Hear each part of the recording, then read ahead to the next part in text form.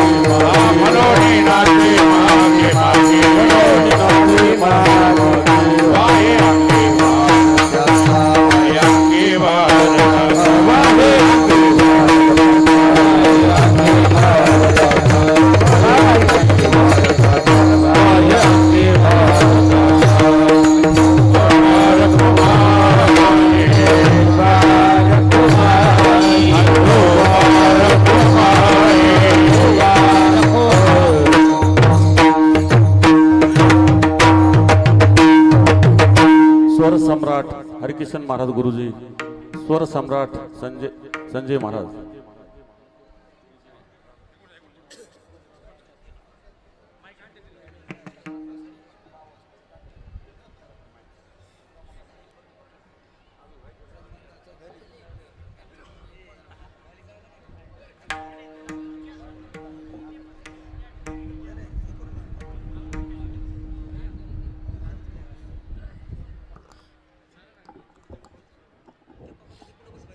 Hello hello hello hello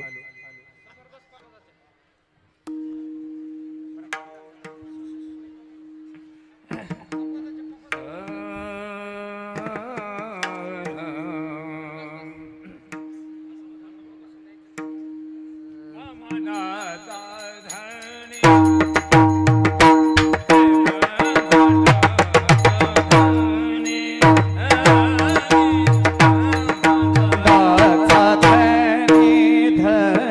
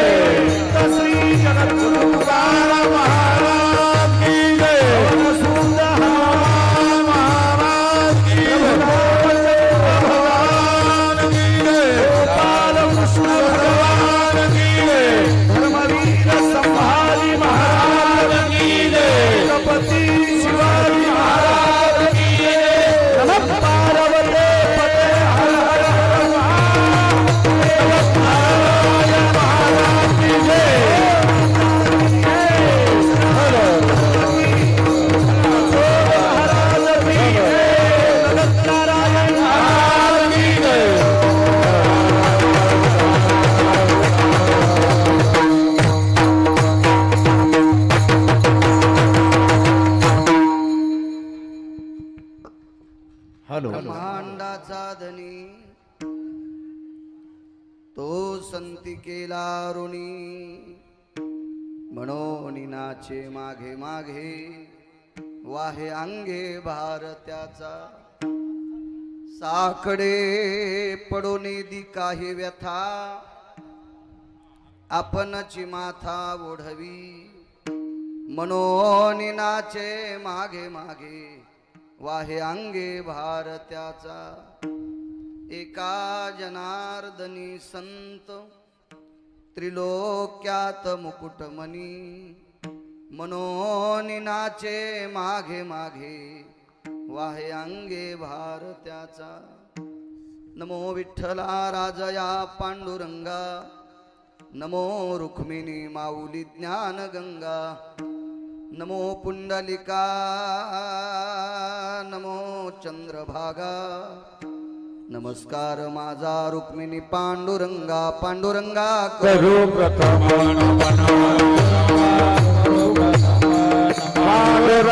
करो प्रथम चरणा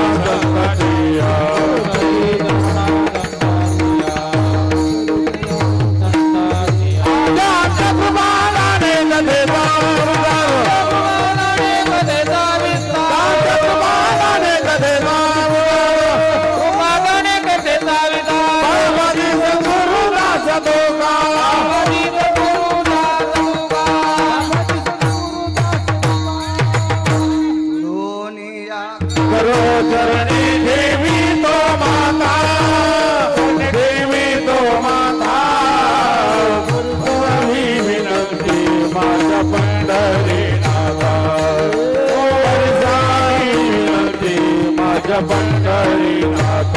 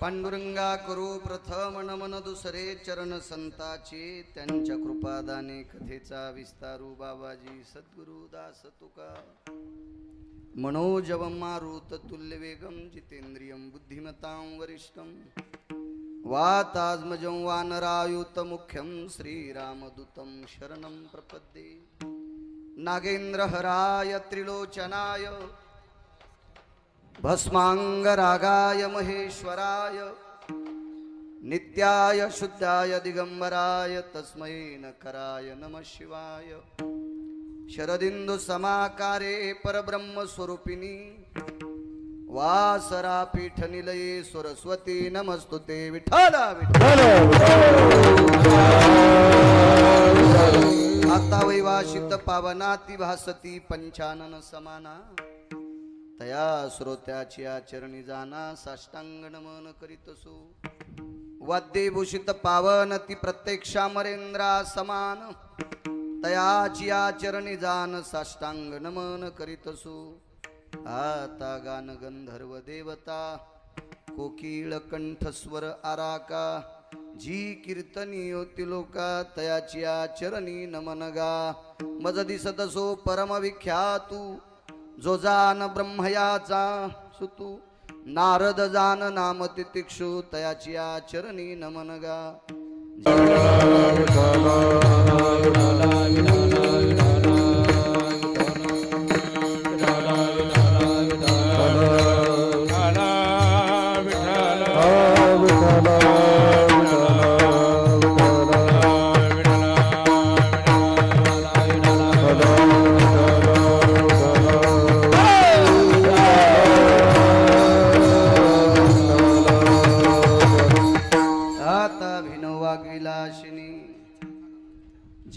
चातुर्यार्थ कला कामिनी ते श्री शारदा विश्वमोहिनी नमिली मिया नदी दिव्य गोदा तटीचा विलासी सदा प्रिय जो सज्जना वैष्णवाशी जया वर्णिता प्रेमात्यंत चित्ता नमस्कार माझा श्री गुरु एकनाथा विठ्ठला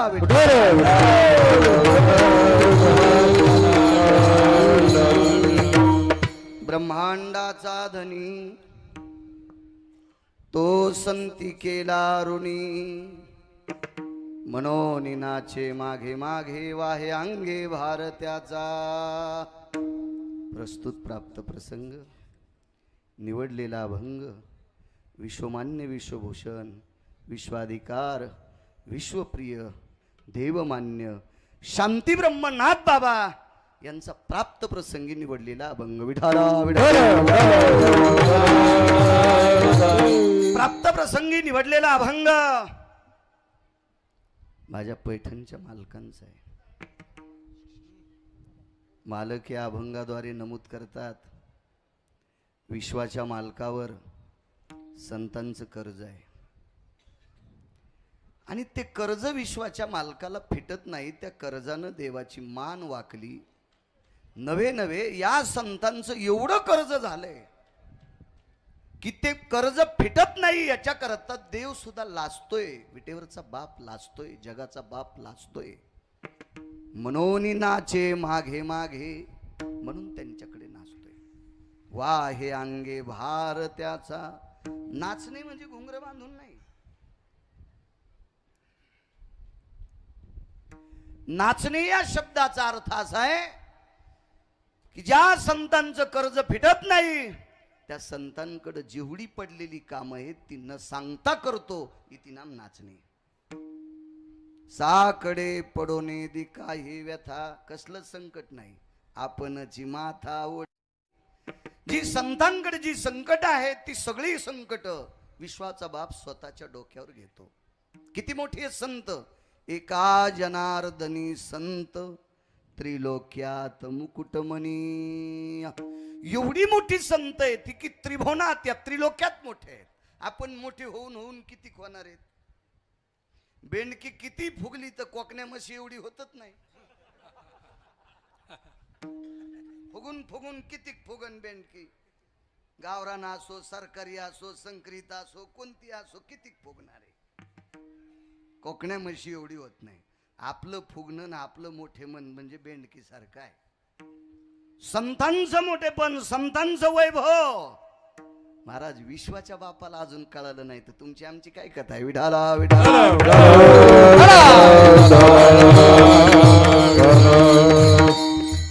मोठ्या श्रद्धेने, मोठ्या भावयुक्त अंतकरणाने, रसरशीत अंतकरणाने, सागराच्या वैभवाला लागजवील एवढ्या श्रद्धेनं चालत असलेला हा ज्ञानोत्सव, अन्नदानाचा यज्ञ आणि या परमपावन यज्ञात छोटासा अल्पज्ञानी अज्ञानी एका लहानशा गिरगावकराला नामाची आहुती टाकण्याचा योग आला. ते माझं परम भाग्य आहे. सद्गुरू नगद नारायण गुरुवर्यांच्या चरणी साष्टांग दंडवत. सद्गुरू महादेव बाबांच्या चरणी साष्टांग दंडवत. सद्गुरू नरसोबाबांच्या चरणी साष्टांग दंडवत. ज्या काही समाध्या आहेत त्या समाध्यात बघितल्याच्या नंतर त्याच्यातलं चैतन्य पाहत असताना प्रत्यक्ष विटेवरचा जगाचा बाप दिसतोय. हा अधिकार ज्या समाध्यातला आहे या संतांच्या चरणी साष्टांग प्रणिपात करतो. आणि ते उत्तरदायित्व ज्यांच्याकडे आहे अशी प्रेममूर्ती सद्गुरू शांतीब्रह्म गुरुवर्य शिवाजी बाबांच्या चरणी साष्टांग दंडवत करतो. आदरणीय संभाजी बाबांच्या चरणी साष्टांग दंडवत करतो. उपस्थित माझ्या ज्ञानोबाराय तुकोबारायच्या नामाचे उपासक बऱ्यापैकी इथं वारकरी मंडळी आहेत. मस्तक माझा पायावरी ह्या वारकरी संतांच्या मी नाक घासून तुम्हा सर्व वारकऱ्यांच्या चरणी प्रणाम करतो. वारकरी संप्रदायाच्या दंडकात 700 वर्षापूर्वी एक नियमावली आजमावण्यात आली. माझ्या आळंदीतल्या मालकांनी दंडक दिला. कथा कीर्तनातला वारकरी संप्रदायातला श्रोता हा शिवस्वरूप असतो. प्रभू तुम्ही महिषाची मूर्ती. तुमच्याही चरणी गिरगावकराचा साष्टांग प्रणिपात. वक्त्याचा देव श्रोता असतो, दुकानदाराचा देव गिऱ्हाईक असतो आणि वक्त्याचा देव श्रोता असतो. एक म्हणला सगळे ग्रंथ पाठ आहेत पण कोणीच ऐकत नाही. पपेच माईल सांग तुला श्रोते भेटत नाहीत ना. वक्ता किती मोठा आहे तो श्रोत्याहून ओळखला जातो आणि श्रोते हे त्याचे देव असतात. तुम्हा श्रोत्यांच्या चरणी साष्टांग प्रणिपात. माझ्या ज्ञानोबाराय तुकोबारायचे उपासक ही सर्व निळोबारायच्या उकोक्तीनुसार ही सगळी वारकरी मंडळी. गाता येते म्हणजे वारकरी नाही. गाता तमाशातल्या लोकांना येते, गाता सिनेमातल्या लोकायला येते, गाता कुठल्याही लोकायला येते. निळा म्हणे नवरस देख जाणती गायक विरळा तो. कीर्तन ऐकत असताना अर्थदृष्टी ठेवून अभंगाचा भाव लक्षात ठेवून समोरचा वक्ता कोण्या भावात बोलतो त्यानुसार त्याला स्वर लावणं हा वारकरी संप्रदायातला गायक म्हणत असतात. आणि काही न कळता ढिकच्याक ढिकच्याक आडतो त्याला कशातच मोजित नसतात. विठाला विठाल.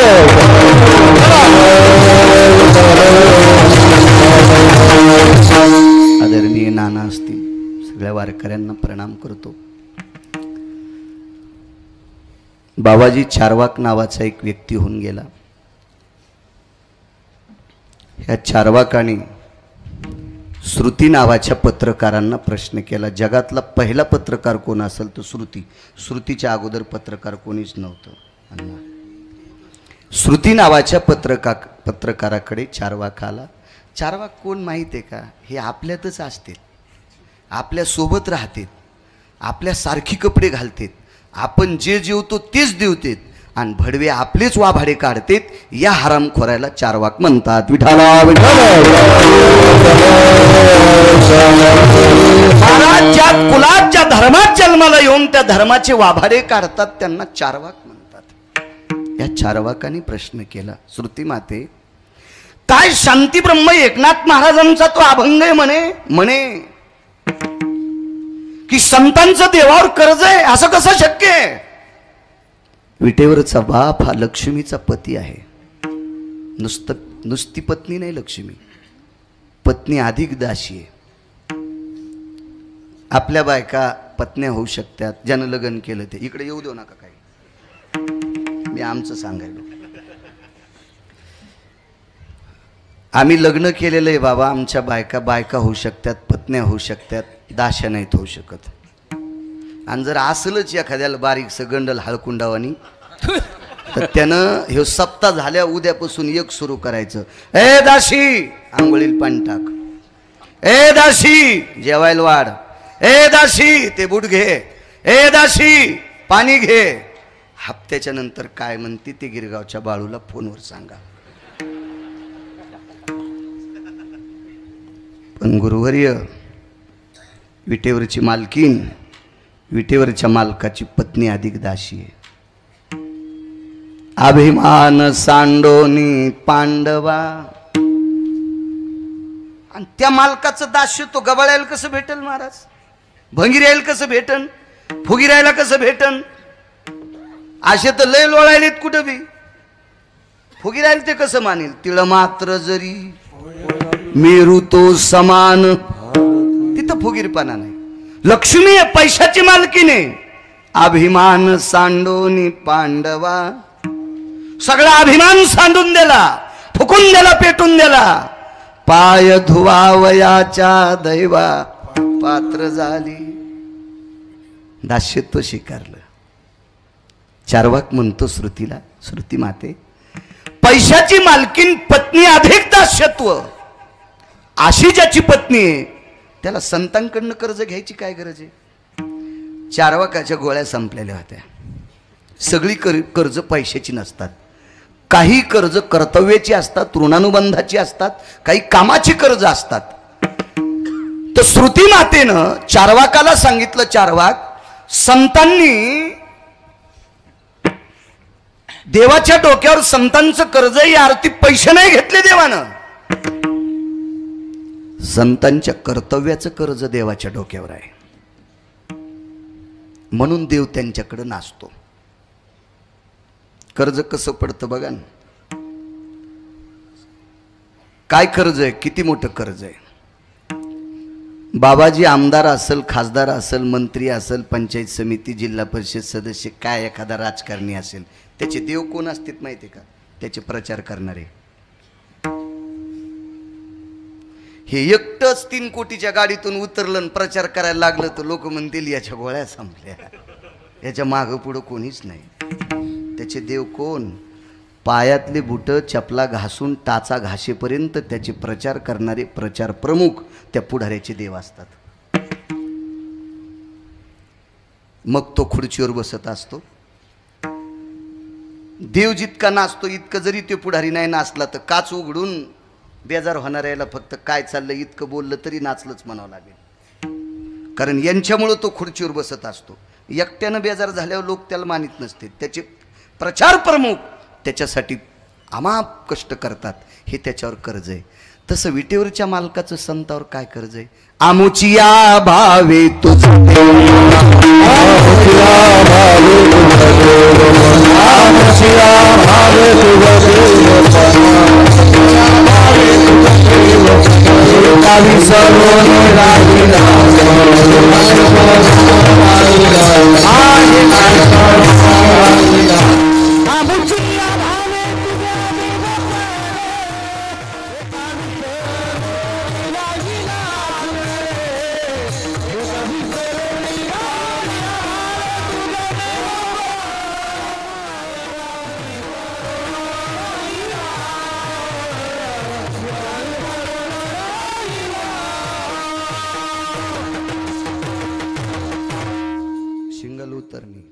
आमुचिया भावे तुझ देवपण, हे का विसरून राहिलाशी. महाराज सांगतात देवा तू देव होतास रे, पण मृत्यू लोकातल्या लोकांना तू माहित नव्हतास. एक खोळ पांघरून बसला होतास वैकुंठात, आम्ही प्रचार केलाय तुझा. कुळीची हे कुळ देवी,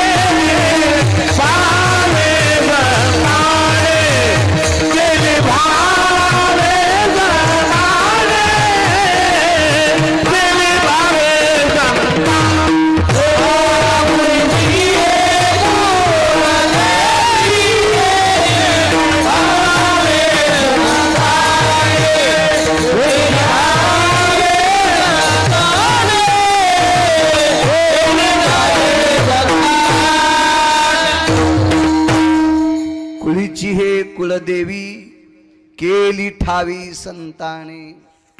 ज्ञानोबराय, तुकोबराय, नामदेवराय, चोखोबराय, नाथबाबा, सावता महाराज, सेना महाराज, रविदास महाराज, कबीर महाराज, निवृत्तीनाथ, मुक्ताई साहेब, जनाबाई, सखुबाई, पुढे ही परंपरा. महादेव बाबा, श्री गुरु नगदनारायण महाराज, आदी करून जी परंपरा पुढे इथपर्यंत, त्याच्या पुढे संभाजी बाबापर्यंत, ही जी संत आहेत का, ही संत जर या मृत्यू लोकात अवतीर्ण झाली नसती तर विश्वाचा बाप कोणालाच कळाला नसता. बाबाजी विश्वाचा बाप कळाला नसता हे लांबचा प्रश्न होता. पण राजे हो तुम्ही आणि मी, आपल्यात आणि उसातल्या डुकरात तिळा इतका फरक राहिला नसता. आपण जरा जरा तरी माणसावानी वागायलोत, जास्त नाही म्हणत मी, फार थोडे थोडे, असे थोडे थोडे जरी आपण माणसावानी वागायलोत ना, तर याची एकमेव ताकद आहे या संतांची आपल्यावरची सुद्धा कृपा आहे, कर्ज आहे त्यांचं.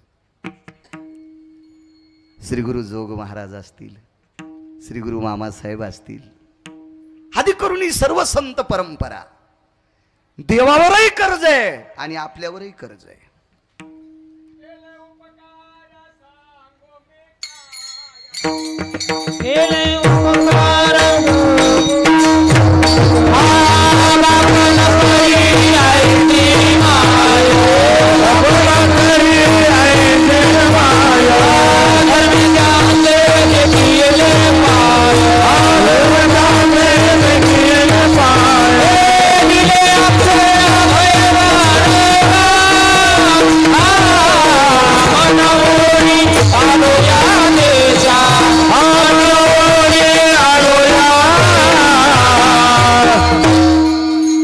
छतावून जेवारीवरल्या कुरकुंजा उडिल्या, म्हणजे माईक नसताना प्रमाण म्हणलं विठाला विठाला.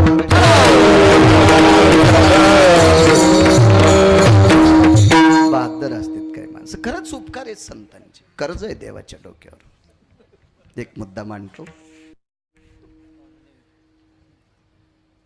पंढरपुरातल्या मालकाला बाबा एका बाईचा शाप लागला. टळटळाट, शाप नाही, टळटळाट. शाप तोंडाने दिला जातो आणि टळटळाट इथून दिला जातो. शापाला उशाप आहे, टळटळाट कोणालाच हुडकत नाही. टळटळाट लागला. अरे 5 लोकांसाठी माही 100 मारतोस, हे देवा 5 लोकांकरता माझे 100 मारतोस, याच्यातलं एकही वाचणार नाही, तुझं एकही वाचणार नाही. देवाला 48,324 मुली, 1,61,081 पोरं, सगळ्यांची लग्न झाले, यांच्यात कोणी संन्याशी राहिला नव्हता. म्हणून बाबा 56 कोटी यादव झाले. पण 56 कोटी यादवापैकी एकही वाचणार नाही. एका बाईचा शाप. ती बाई का तुमच्या आमच्या बाईसारखी थोडीच होती, शेजारीन उठायच्या आधीच फुलं तोडलेन महादेवाला वाहिले. म्हणजे ती उठायच्या आधीच तिचं फुल वर बळ. हे मेंढीचा अवतार न, म्हणजे पाणी तिनं घातलंय, झाड तिनं लावलंय, आणि ती झोपीत तो रकचीनं ते झाड लुचलं, शेळीच न दुसरी, आणि पुन्हा म्हणली माई पूजा झाली. तो दगड टाकलीस महादेवाच्या डोक्यावर. ते काय येडाय वय? अशी चोर सोसायटीचे अध्यक्ष आणि मै पूजा झाली अद्याप नाही. अशी बाई असेल का ती दुसऱ्याच्या सुनायला लावून देणारी असेल का? महाराज नवऱ्याला जग दिसत नव्हतं म्हणून आयुष्यभर सूर्याची किरण पाहिले नाही. सामान्य बाई हे म्हणतात त्यान मेला आमच्यावर बॉम्ब टाकतो. अद्याप नाही, बिलकुल नाही. चांगलं वागायचं बॉम्ब कसं टाकीन? महाराजाच्या किती पाया पडती त्याच्यापेक्षा नवऱ्याच्या किती पाया पडती द्वारका सांग तू. आणि तू जर नवऱ्याच्या पाया पडत नशील यमुना, तर तू ज्या महाराजाच्या पाया पडशील तू ह्या पापानं महाराज तर जळण पण धोतर पण जळण.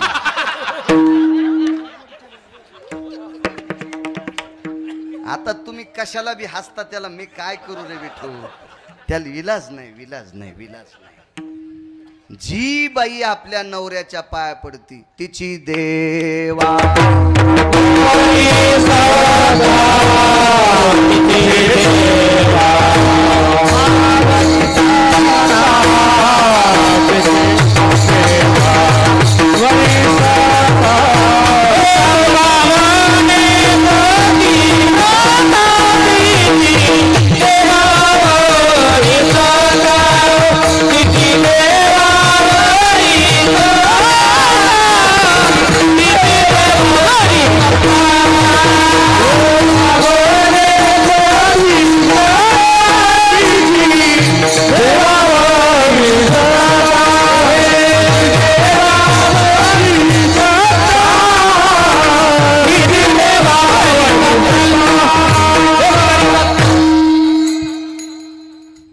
वाक्य नैवम गिरगावकर लिखितम नैवम गांजा कसम लिखितम.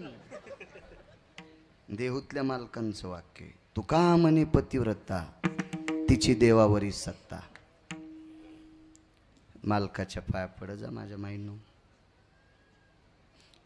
नवऱ्याला विश्व दिसत नाही याच्याकरता डोळ्याला पट्टी बांधली. तेजो भास्करा निशापती यज्जायते किरणाम लुप्तम चक्षुहिताश जायते.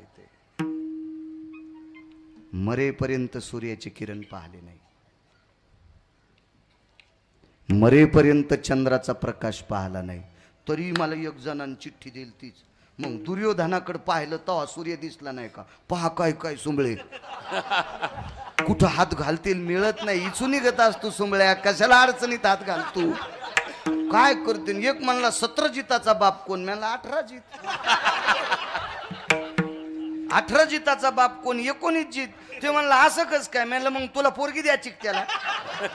हाय तर ते जवळच्या आईला पुसन, आणि ज्याचं माहित नाही त्याचे पती घ्याला. मूर्खपणा आहे हो. विठाला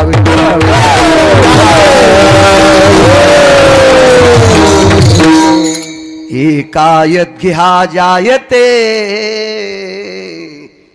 नग्नाम सुतेषु कलजनो. माझ योवासास्थित जायम. पुराणाच्या भाषेत त्याला माझघर म्हणतात. आणि या घरात स्वतःचं उघड पोरग पाहिलं. सूर्याच्या किरणात नाही, चंद्राच्या प्रकाशात नाही. हे महाभारतात बघू नका, दुसऱ्या पुराणात पहा. असं काही सांगितलं लोक म्हणते ते महाभारतात नाही, मग मला तुरीच्या पाट्यात गवसलं का? अरे वाचव ना दुसरीकडे सुंबळ्या. विठाला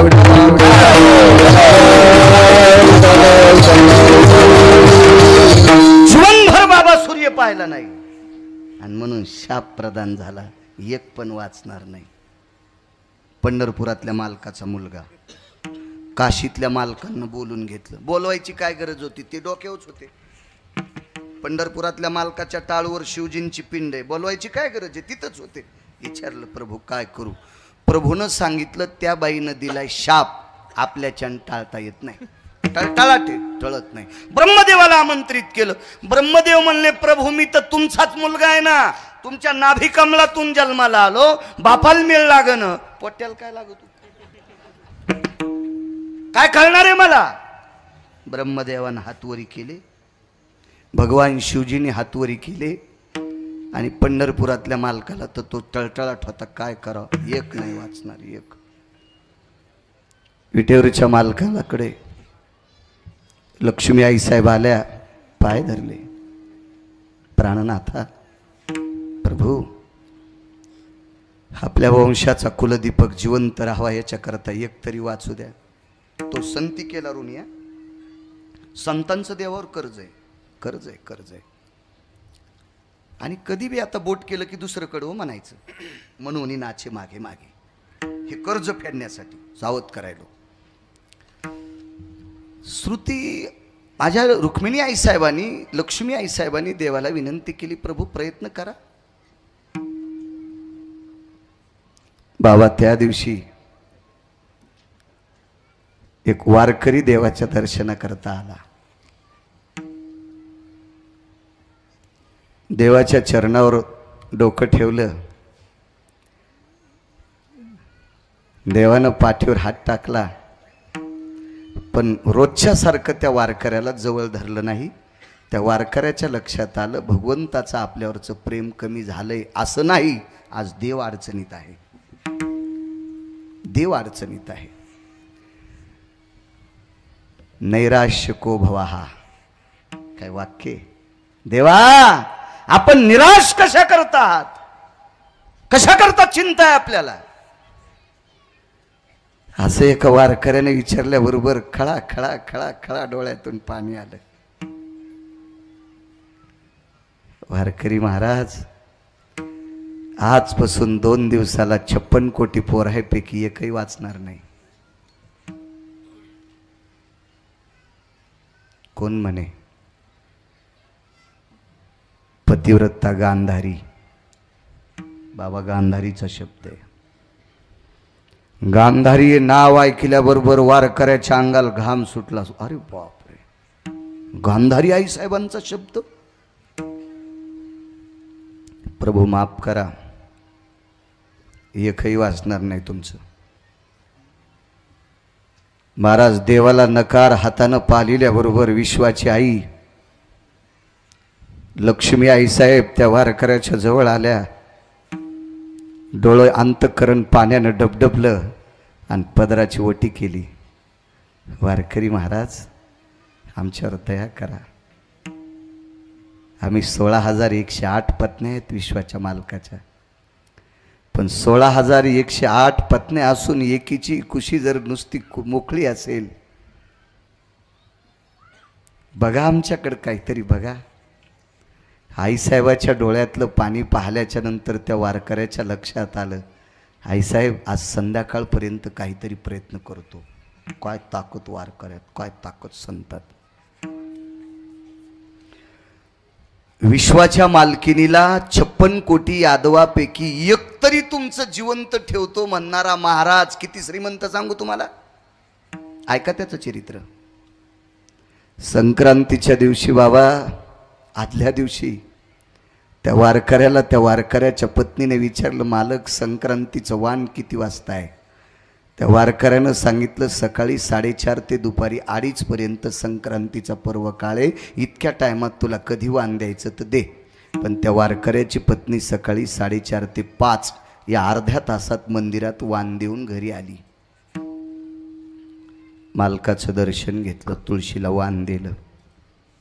मुलगा थोडा बरा होता, याच्या वयातला असेल. हे माझं आहे.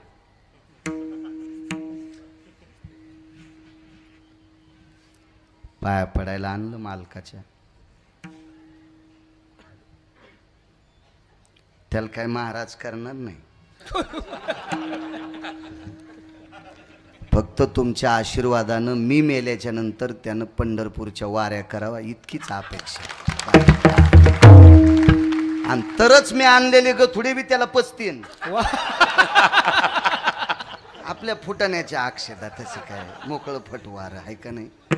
हो, ती उधरायची, सोडू का मारू, सोडू का मारू, आणि कौरक धरती वानेरी नेस का तू. एक तर मार नाही तर फेकून दे, तसं नाही. त्याच्यामुळं आणलं पाया पडायला तुमच्या. वाऱ्या कर, लाजून लाजून लाजून करीन वाऱ्या हळूहळू. या वयात असेल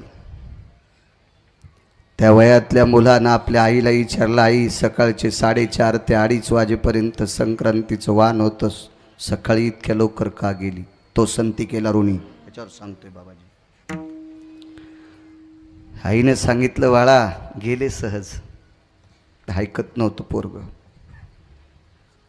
मुलानं बाबाला विचारलं, बाबा सकाळचे 4:30 ते 2:30 पर्यंत वाण होतं, आई सकाळी 4:30 ते 5 अर्ध्या तासात अंधारात का जाऊन आली? वडिलांनी सांगितलं, बाळा ते तू आणि तुझी आई. बापाला माहीत होतं पण परिस्थिती तोंडावाट काढायची हिंमत नव्हती. झुंगारून दिलं, जा तुझ्या आईला विचार.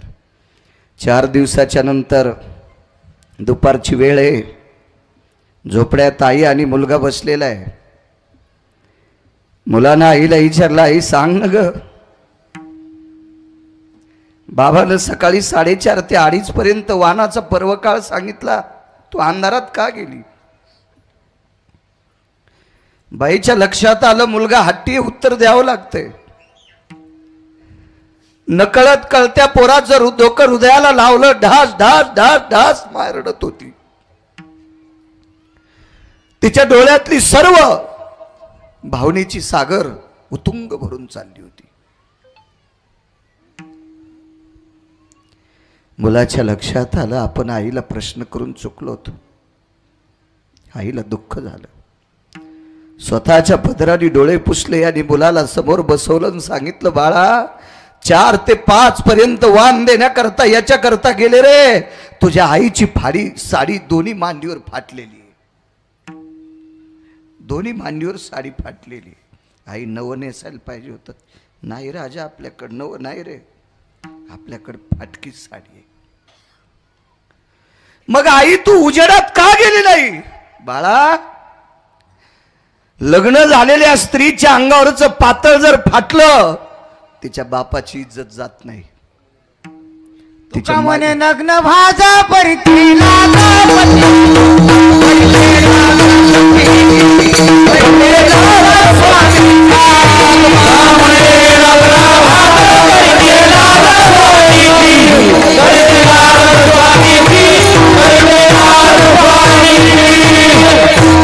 बाळा सौभाग्यवती स्त्रीच्या अंगावरचं पातळ फाटलं तर आईची बाबाची लाज जात नाही, सासूची सासऱ्याची लाज जात नाही, मुलाची सुनाची इज्जत जात नाही, तिच्या कपाळाच्या मालकाची जाती. तुका म्हणे नग्न भाज परिते लाज स्वामीशी. बाळा ज्या मालकाच्या नावानं कुंकवाची चिरी लावते त्या मालकाची प्रतिष्ठा कायम स्वरूपी झाकावी, ती उघड्यावर आणू नये, अशी तुझी आई आहे बाळा. माझ्या माईंनो, घरी गेल्यावर स्वतःच्या गुडघ्याला एक समोरची स्त्री समजून विचार करा, काय परिस्थिती असेल माझ्या माईंनो त्या बाईची. भर संक्रांतीच्या दिवशी तिच्या मांडीवर साडी फाटकी आहे, इतक्या परिस्थितीत वाण देणारी बाई कालांतरानं सोन्याच्या नगरीत राहत होती. कोणी दिली सोन्याची नगरी? पंढरपुरातल्या मालकानं. नाचलात नाही का तो? ऐका का, तर 56 कोटी यादवापैकी एकही वाचणार नाही. आई साहेबाला सांगितलं मालकिनीला, माय आज संध्याकाळपर्यंत निर्णय देतो आणि तुमच्या वंशाला दिवा लावण्यासाठी एक जिवंत ठेवतो. मुलगा ठेवलाच नाही बाबाजी, नातू जिवंत ठेवला. त्या नातवाचं नाव आहे वज्र. भागवत वाचा, अन्यथा ज्यानं चांगलं पाठ केले त्याचं ऐका, म्हणजे लक्षात येईल. वज्र नावाचा नातू जिवंत ठेवला. गुरुवर्य बाबा ही तरातराची लोक गेली तिथं. शिवजीने नाकार दिला. पंढरपुरातले मालक स्वतःची लेकरं जिवंत ठेवू शकत नव्हते. सत्यलोकाचा मालक विधाता चतुरानंद जिवंत ठेवू शकत नव्हता. वारकरी महाराज, त्या वारकऱ्याचं नाव होतं सुदामदेव. तुम्ही कशाच्या बळावर जिवंत ठेवला?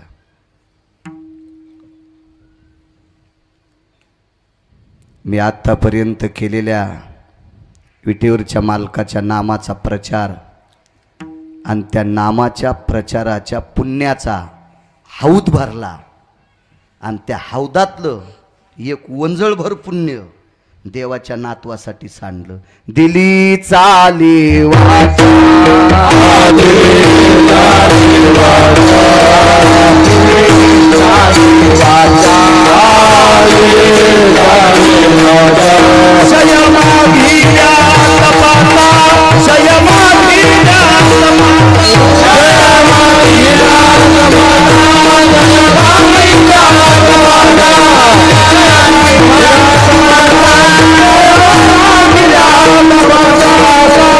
महाराज या वारकऱ्याकडं नामाच्या पुण्याचा हौद भरलेला.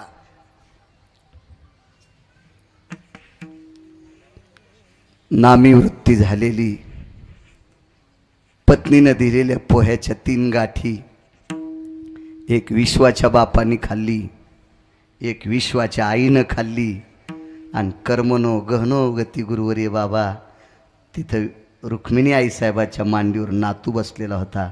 त्या नातवाचं नाव आहे वज्र आणि या वज्राला सुदाम देवाच्या पोह्याची गाठ खायला भेटली होती.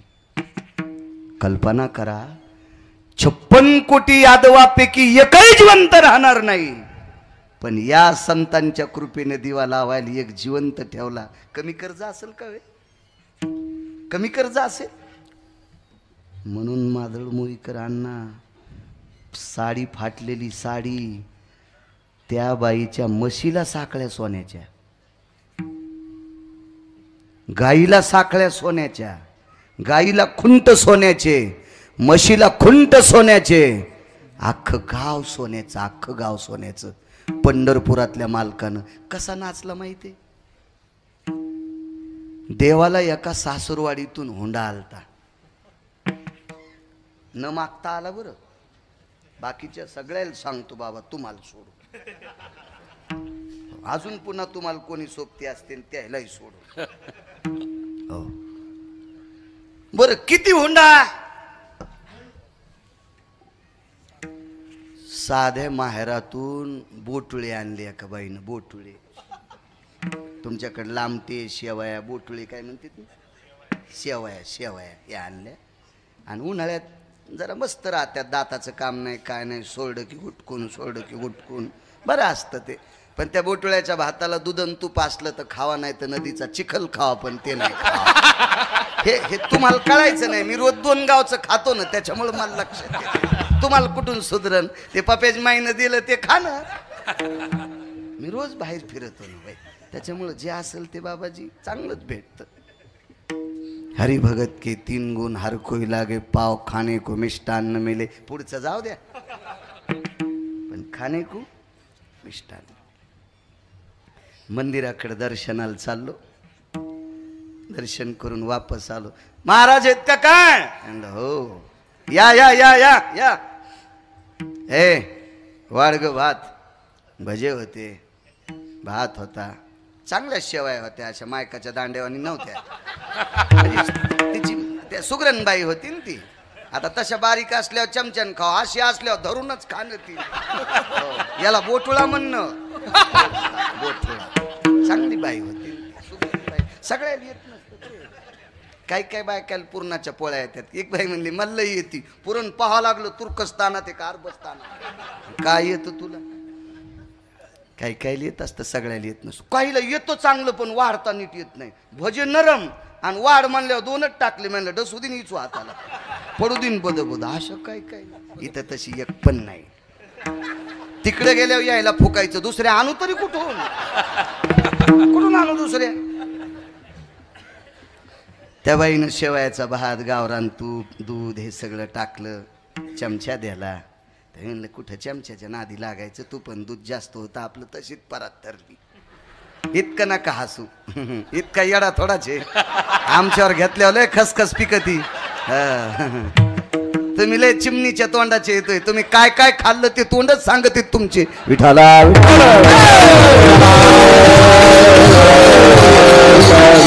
वाटलं खरंच बाळ्या येडा ठिकाणी धरली, परातन लावली तोंडाला. नाही, इतकं नाहीच केलेलं. ते भात वगैरे ते भजे वगैरे. बाई म्हणली महाराज कस काय झाला भात. आता आपण थोडेच पैसे दिले फुकट खाल्लं. वर्णन करणंच ना काय शेवयात ताई. वा वा. हो यायच्या माईल नाहीत येत. मै हाईन द्याल्यात. मी हात धुतल्या म्हणलं बाई तुझ्या माईनं फक्त शेवया द्याल्यात. याच्या माईनं केवढा बोटोळा द्यालाय तुला. आयुष्यभर तू ह्या पुढं लोळायला लागला माय. हो हा चपला फाटल्या ह्योच बिडायला जातू. साडी फाटली ह्योच बिडायला जातू. गॅस संपला याच्याच खांद्यावर गॅसची टाकी. याच्यात घाण्याच्या हाल्यात काय फरक.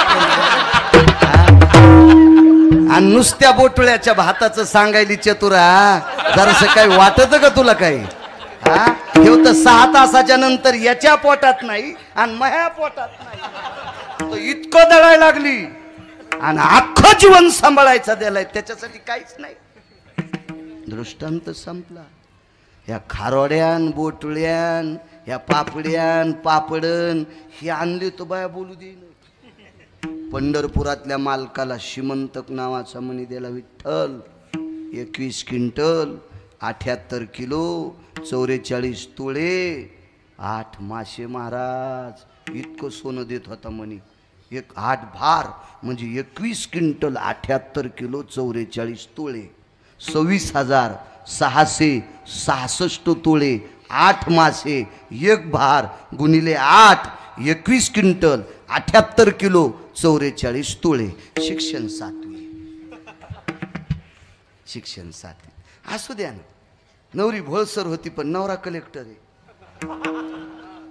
लोकांची तर पीठ मागायला जायचं कामच नाही ना. असू द्या 7वी शिकलेलं पण बापाच्या पदरात आहे पंढरपुरातल्या. विठाला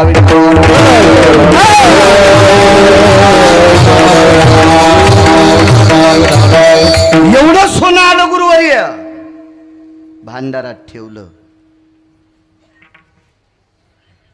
विश्वकर्मा नावाचे महात्मा बोलवले आणि विश्वकर्मा नावाच्या महात्माला सांगितलं गाव सोन्याचं करून टाक. विश्वकर्माजीने विचारलं प्रभू गाव सोन्याचं. इतकं बेजार झाले डोळे भरून आले. विश्वकर्मा महाराज 1 नगरी सुदामपुरी सोन्यानं केल्यानं उपकार फिटणार नाहीत. अख्खा देश जरी सोन्याचा करून सुदाम देवाला दिला तरी उपकार फिटत नाहीत. का एवढं कर्ज आहे. वंशाला दिवा लावायला नातू त्यांच्यामुळे जिवंत राहिला. हे देवाच्या डोक्यावरचं कर्ज म्हणून दुसऱ्या कडव्या म्हणून नाच मागे मागे म्हणून नाच मागे मागे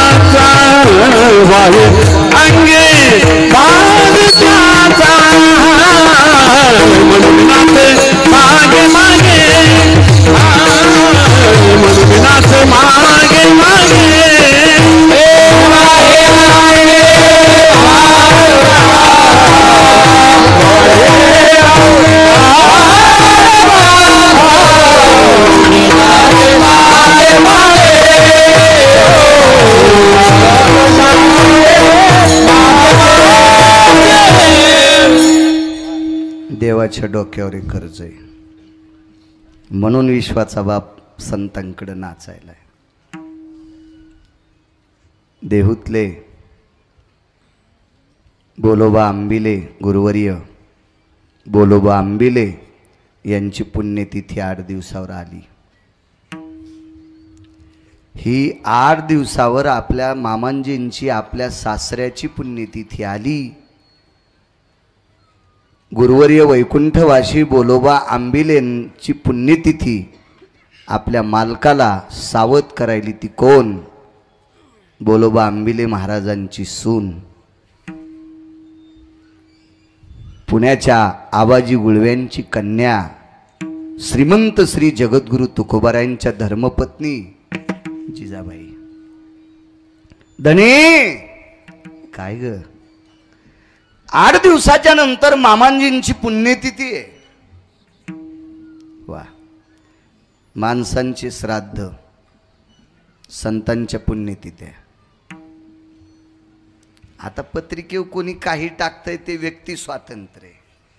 त्याला काय, पत्रिका कार्यक्रम हिंदूचा आणि छपाई करणार दुसराचा असतो, काय त्याला काय संबंध आहे का टाकायचं. पुण्यतिथी आहे. वा, बाबाजी रोज आठवण करून दिली, रोज. मनोनी नाचे मागे मागे. उदाहरण क्रमांक 2, कर्जय देवाच्या डोक्यावर. उद्या दुपारी 1 वाजता पक्षस्थिती आहे, पुण्यतिथी आहे. आपण त्याला पित्र म्हणतो, महालय म्हणतो. आज संध्याकाळी जिजाबाईने एका पळसाच्या पानाच्या द्रोणात 1 तोळाभर तांदूळ दिले. बाबा त्याच्या व्यतिरिक्त नव्हतेच घरात. 1 तोळाभर तांदळाला हळद आणि कुंकू लावलं. ते पळसाच्या पानाच्या द्रोणात टाकले आणि तो द्रोण आपल्या मालकाकडे दिला. ते मालक श्रीमंत श्री जगद्गुरु तुकोबार आहे. म्हणून नाचे मागे मागे सांगतोय अभंगावर. नाही सरकणार बाजूला. लांबून याचा नाद आहे, तेल बाहेरचं असतं ना. पण एसटी बस स्टँडला नेतो, काय काळजी करू नका. अक्षदाचा द्रोण हातात दिला. काय ग, गावात एक सोयऱ्याचं घर आहे, त्यांना अक्षदा देऊन टाका. उद्या बाबांचं मामाचं श्राद्ध आहे, पितराला अक्षदा द्या. शक्य असल्यास भावकीच्या काही 10-5 लोकांना सांगा. देहूतल्या मालकांनी तुकोबारायांनी स्वतःच्या मनाला विचार केला, ह्या तोळाभर तांदळाच्या व्यतिरिक्त घरात दुसरं काहीच नाही, अक्षदा कोण्या विश्वासावर द्यायच्या. उद्या जर 1 वाजता पितर जेवायला आले तर जीव कसे घालायचे, भावकीच्या लोकांना आमंत्रण दिलं तर त्यांना कसं जीव घालायचं, याचा तुकोबारायला ज्ञान आहे, भान आहे. पण तुकोबाराय त्या अक्षदा गावातल्या सोयऱ्याकडे पितरांकडे न जाता मंदिरातल्या मालकांकडे गेले आणि त्या अक्षदाचा द्रोण विटेवरच्या मालकांच्या पुढे टेकला. देवाला सांगितलं, देवा ज्या पित्यामुळे माझ्यावर संस्कार झाले, पहा किती मोठं वाक्य गोड आहे. एक सांगू का, ज्याचे आईवडील जिवंत आहेत त्यांनी दिवसात एकदा मायबापाचं दर्शन घ्यायचं. इकडं बॉम्ब टाकल्यावर तुमची लय खसखस पिकली होती. तुम्ही असेच का मोकळे, यशनी तुटलेली बैल. आपल्याला सुद्धा नियम आहेत, ज्याचे आईवडील जिवंत आहेत त्यानं दिवसात एकदा मायबापाचं दर्शन घ्यायचं, तरच या लोकांच्या दर्शन घेण्याच्या योग्यतेचे आहेत आपण.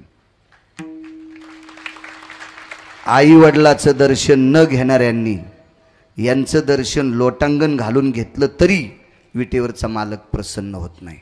देहूतल्या मालकांचं वाक्य बाबाजी, नमो तया माता पित्याचे पालन आणि नमो त्या वचन सत्यवदे. देहूतले मालक म्हणतात, जो आईवडिलांचं पालन करतो, खरं बोलतो, तुकोबाराय म्हणतात मी त्याच्या पाया पडतो. मग हे आपल्याला लागत नाही का? आपण सुद्धा आईवडिलांवर प्रेम करायचं, आपण सुद्धा आईवडिलांवर दया करायची, आपण सुद्धा आईवडिलांना देव समजून नमस्कार करायचा. बाबा देवाकडे गेल्यावर फक्त 360 तीर्थ भेटतात. पाहता रावळाची पाठ किंवा पाहता देवळाची पाठ आणि तीर्थे घडती 360, 61 नाही 360. आणि आईवडिलाचं दर्शन घेतल्यावर सकल तीर्थाची जे का जाण, म्हणजे खालचे 21 स्वर्गातले, 14 भुवनातले, आतळातले, तळातले, तळातळातले, महातळातले, रसातळातले, सप्तदीपातले, शुंहलदीप, कौचदीप, शाल्वदीप, पलवनदीप, हे 7 दीप. या दीप जेवढी तीर्थ असतील तेवढी मायबापाच्या पायावर प्राप्त होतात. मायबापाच्या पाया पडत नाही, बिना चप्पलचा पंढरपूरला जातो. तुला खडा करून जरी चंद्रभागेत पुरलन भंगिऱ्या तरी तुला मोक्ष नाही. विठाला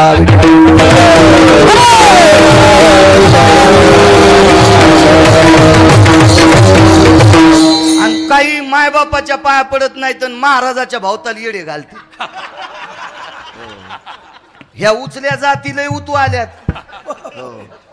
मी बाबा सोबत हे वय तिकडे उचली तू बाबा पशी माय बापाला विचारित नाही भंगिर्या.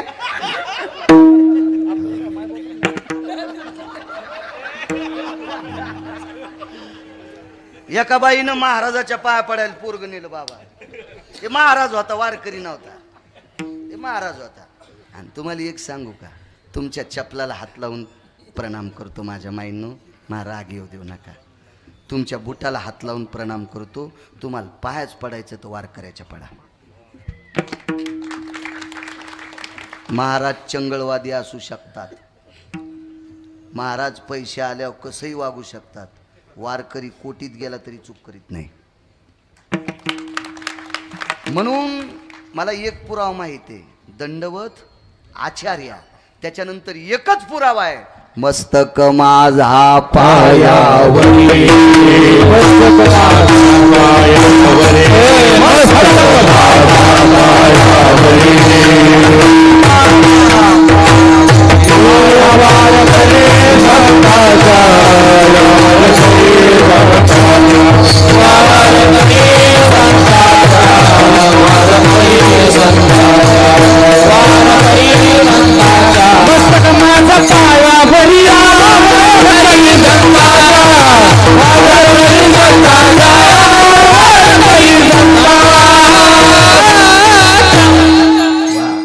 वारकऱ्यांच्या पाया पडायचं. एका बाईन मी दुपारीच सांगितलं, आमची काल्याच कीर्तन होतं एवढ्याच वर्ष. हो, ज्या महाराजाला मोठं व्हायचं का त्यानं गावात पाटीलकी करायची नाही. जिथं पिकतं तिथं इकत नसतं. आणि जरी लय भावात इकलं तर हिशोबात दुकान आटपलं पाहिजे. हो हा हर्षद बुवा.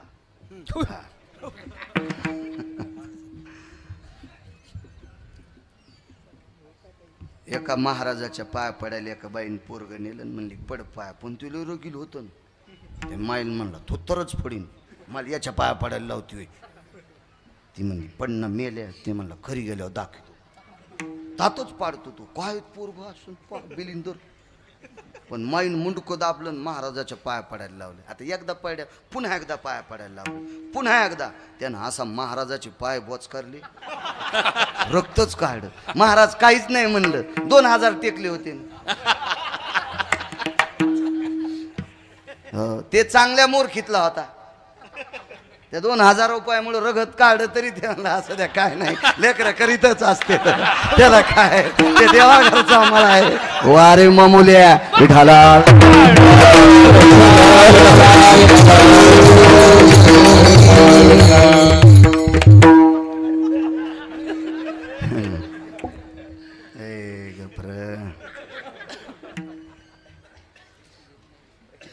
ते महाराज म्हणले बाई त्याला आवडणं, तुम्ही इतक्या बऱ्या काऊन पाया पडायला लावल्या. काय सांगायचं महाराज, 3 वर्ष झालं पहिलीतच आहे, दुसऱ्या वर्गात जाईच ना. आणि महाराज म्हणले मग माझ्या पाया तुमच्या पाया पाड्यावर दुसऱ्या वर्गात जाईन ना. महाराज म्हणले 20 वर्ष झालं माझ्याच पोराला डोक्याच्या गोळ्या चालू आहेत. ज्या महाराजाच्या पोराला डोक्याच्या गोळ्या चालू आहेत ते आमच्या पोराचं नीट करतं का. पाया पडायचं तर वारकऱ्यांच्या पडा. जाऊ द्या. पाया पडायचं असेल तर मायबापाच्या पडा. आई वडील प्रारब्ध बदलू शकतात, पूर्वज प्रारब्ध बदलू शकतात. बाबा एक सांगू तुम्हाला, माझी लायकी नाही तुम्हाला बोलण्याची. माझ्या विटेवरच्या मालकांनी, माझ्या काशीतल्या मालकांनी, माझ्या ज्ञानोबराय तुकोबरायनी तुम्हाला या अवस्थेला आणलंय. तुमच्या कुळात एखादी अशी आजी जन्माला आली असेल की त्या आजीनं घरी आलेल्या अनाथाला चतकुर भाकरी आणि तांबर पाणी दिलं असेल, म्हणून विश्व तुमचं दर्शन घेते.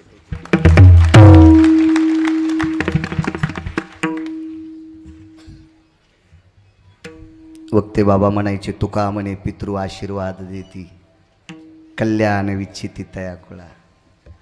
राजकारणात मोठं व्हायचं असेल राजे हो, व्यापारात मोठं व्हायचं असेल, शेती क्षेत्रात मोठं व्हायचं असेल, शैक्षणिक क्षेत्रात मोठं व्हायचं असेल, इवन तुम्हाला आवडलेलं कुठलंही क्षेत्र असो, त्याच्यात जय प्राप्त करायचं असेल तर पूर्वजांचा आशीर्वाद लागतो.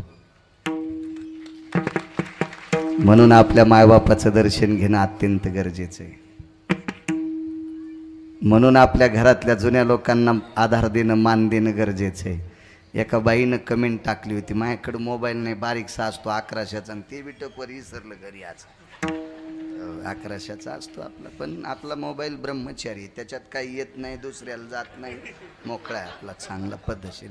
तुमच्याचा काय बेभरोसा. पण तुम्ही लय शहाण आहेत. पप्याच्या माईच्या हातात दिलात काहीच उघडत नाही, तुमचा अंगठा लावल्याशिवाय उघडतच नाही. आणि ती म्हणली, बाई आमच्या मालकानं बिघाड्याला, बिघाडा नाही चतुरा, तुला कळूनी म्हणून त्यानं कुलूप लावलंय, तरी तू त्याला चोंबळायली. बाई विठाला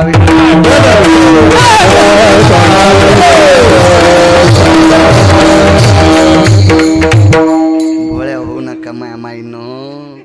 मालकाला म्हणून लॉक काढून मोबाईल माया जो 8 दिवस दी, चट गर्दा कळवतो त्याच्यात किती उकांडा आहे तो. विठाला विठाला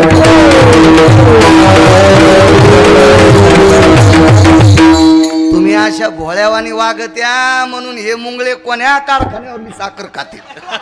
हा इतकी साखर खातेत की तांब्या किती बाऱ्या घेऊन जावा याची अक्कल राहत नाही. हे तुमचा भोळेपणा आहे. ऐका माझ्या बहिणींनो, सावध. विठाला विठाला. बाईन कमेंट टाकली, मेला आमच्याच बॉम्ब टाकतो. नवऱ्याच्या पाया पडायला सांगतो आम्हाला. नालायक नवरा, कवडीची अक्कल नाही, त्याच्या कसं पाया पडू.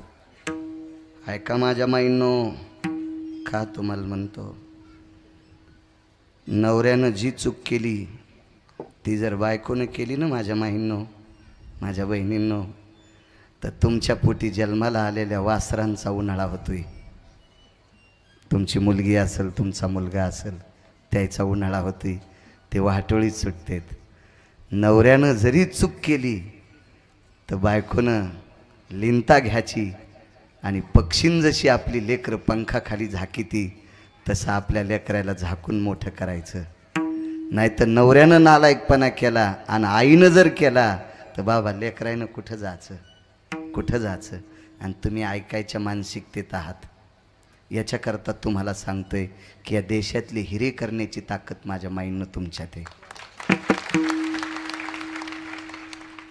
पुराव्यानेशी सांगेल, इथं बसलेल्या संसारातल्या किती मोठा रसज्ञ असेल, बाप लेकरांना जास्त वेळ देऊ शकत नाही. या पवित्र देशातली आई जितकी लेकरांना वेळ देते तितका बाप देऊ शकत नाही. म्हणून या देशातली आई लवचिक असावा, लिंतेत असावा, सात्विक असावा. माझ्या माईंनो, नालायक जरी पती असेल पण तुमच्या सात्विकतेनं एक न एक दिवस तो पाझरेल. त्याला कळेल मायबापाचं नाव करण्यासाठी हरणी माझा त्रास सहन करते. आणि म्हणून मी तुम्हाला कधी कधी एखादा बॉम्ब टाकतो. नाही तर माझं काही तुमचं घराला घर नाही, रानाला रान नाही, काही संबंध नाही. म्हणून तुम्ही लिहिता आणि तुम्ही ऐकण्याच्या मानसिकतेत. एक सोपा मुद्दा सांगतो, मुंग्या बाबा कधीच लाईन सोडित नाहीत. मुंग्या आणि मुंगळे कव्हात लाईनीत नसते. मग जे लाईनीत नसलेल्या मुंगळ्याला कुठं ऐकायची मानसिकता असती का? नाही. मुंग्या नाम तुम्ही लाईन सोडित नाहीत. बसतान पण कशा शिस्तीत बसल्या. हे बघा ना, अरबस्तान, तुर्कस्तान, पाकिस्तान, बलुचिस्तान, हे मुंगळ्याचा हिसाबच नाही ना. उपरनं झटकीलं निघले, सप्त्याला हेच, दिंड्याला हेच, दिंड्यात 460 टेम्पू घेऊन 52 अध्यायाचा ग्रंथ वाचायला हेच, आखाडात महिन्यात लिंबन कांदे घेऊन जेवायला हेच. भरोसाच नाही ना मुंगळ्याचा. त्याच्यामुळं यायला सांगून माया गोळ्या संपत यान. त्याच्यामुळं मी तुम्हाला सांगतो, या देशातल्या स्त्रिया देशाची सर्वोच्च संपत्ती आहात. आजचा मुद्दा सांगू का तुम्हाला? आजच्या 14 एप्रिलचा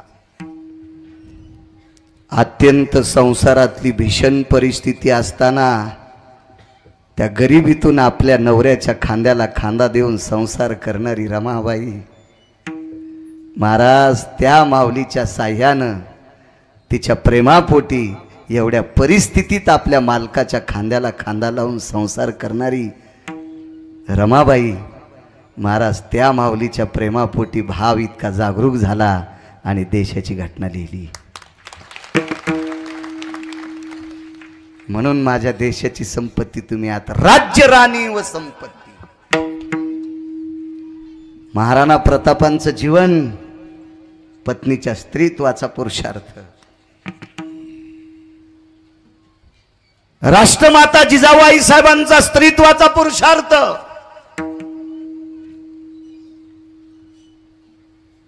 मेवाडच्या राजाची पत्नी पद्मिनी, अल्लाउद्दीन खिलजी स्पर्श करण्यासाठी येतो.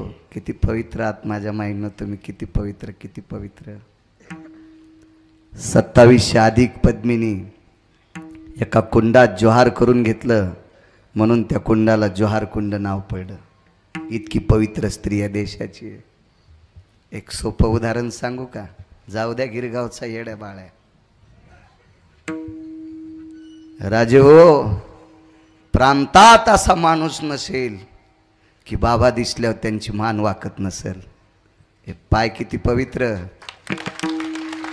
पण राजे हो, या मूर्तीला 9 महिने पोटात ठेवलेले आईसाहेब किती पवित्र असतील, किती पवित्र असतील. आदरणीय गुरुवर्य संभाजीराजे, तुमच्या मातेचे उपकार, तुमच्या आईच्या स्त्रीत्वाचा पुरुषार्थ ब्रह्मदेवाला मोजता येणार नाही. ब्रह्मदेवाला मोजता येणार नाही. गुरुवर्यांच्या मातोश्रीचा पुरुषार्थ भक्तीचा विधात्याला मोजता येणार नाही. इतक्या मोठ्यात माझ्या माईंनो, धर्मनिरपेक्ष महाराणा प्रतापांना पोटात ठेवणारी तुमच्यातली स्त्री आहे. झाशीच्या राणीला पोटात ठेवणारी तुमच्यातली स्त्री आहे. देवी अहिल्याबाई होळकरांना पोटात ठेवणारी यांच्यातली स्त्री आहे. छत्रपती शिवाजी महाराजांना पोटात ठेवणारी तुमच्यातली स्त्री आहे. महाराज ज्याच्या तेजाकडे बघितल्याच्या नंतर वाघ लघुशंका करतो, इतकं तेज ज्यांच्या चेहऱ्यावर आहे त्या शंभू राजाला पोटात ठेवणारी तुमच्यातली स्त्री आहे.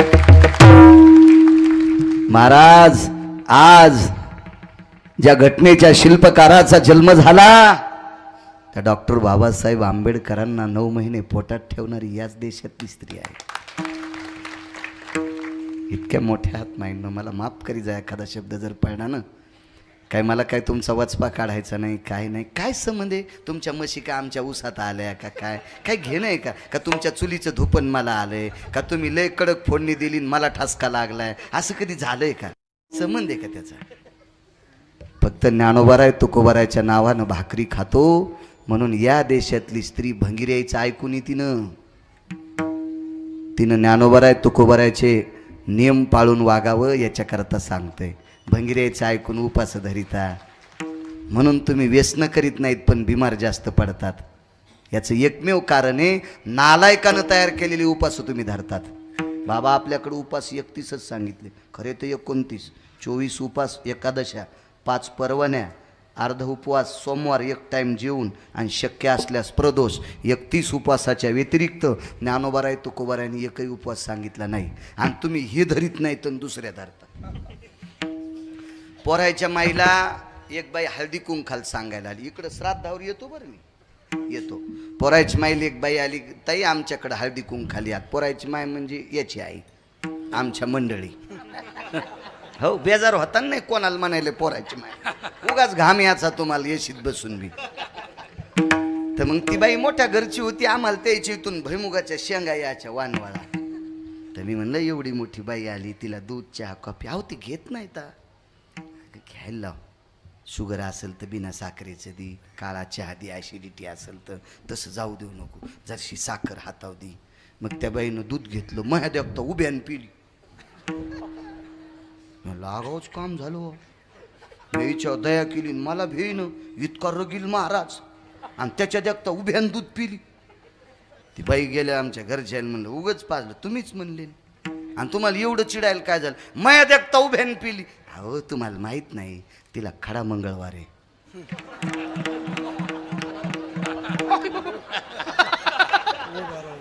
काही काहीची वायर लूज उशिरा कळालं ना पण किती बटन दाबा गोळा लफकलं फकत करतो वायर लूज ना. त्या बाईला खडा मंगळवार दिवस निघल्यापासून मावळूस तर खाली बसायचंच नाही. जेवण उभ्यानं कोण्या पोथीत उपास कोण्या शास्त्रातील कोण्या ग्रंथातील हे असं नका माझ्या माईनं डोक्यावर घेऊ नका घेऊ असं नका घेऊ विनंती तुम्हाला. चला विटेवरच्या मालकासमोर अक्षदेचा द्रोण ठेवला. इथपर्यंत आलतो ना द्रोण ठेवला. मला वेळ झाल्यावर सांगा बरं आज आमचं नाही ते हो म्हणजे मोबाईल. तर मग देवाला सांगितलं देवा ज्या वडिलांनी मला संस्कार केले म्हणून मी प्रभू तुझं भजन करतोय त्या माझ्या बाबांची पुण्यतिथी उद्या काय म्हणून अक्षदा वाटू. बाबा पायापशी टेकलेला द्रोण विटेवरच्या मालकाने उचलला आणि तुकोबारायच्या हातात दिला. द्या अक्षदा. तुकोबाराय अक्षदा पितराच्या संध्याकाळीच असतात लग्नाच्या सुद्धा संध्याकाळीच असतात. अजून 3 अक्षदा असतात माहित आहेत का. राहू द्या मी गुत थोडं घेतलं सांगायचं ते 2 सांगितल्या ना पितराच्या आणि लग्नाच्या पुन्हा 3 कोणत्या असतात बघू पुढच्या वर्षी जिथं सप्ताह असेल तिथं मुद्दाम सांगतो. त्या सगळ्या गोळ्या एकखट्या घेतले की रिॲक्शन येत असतो. विठाला विठाला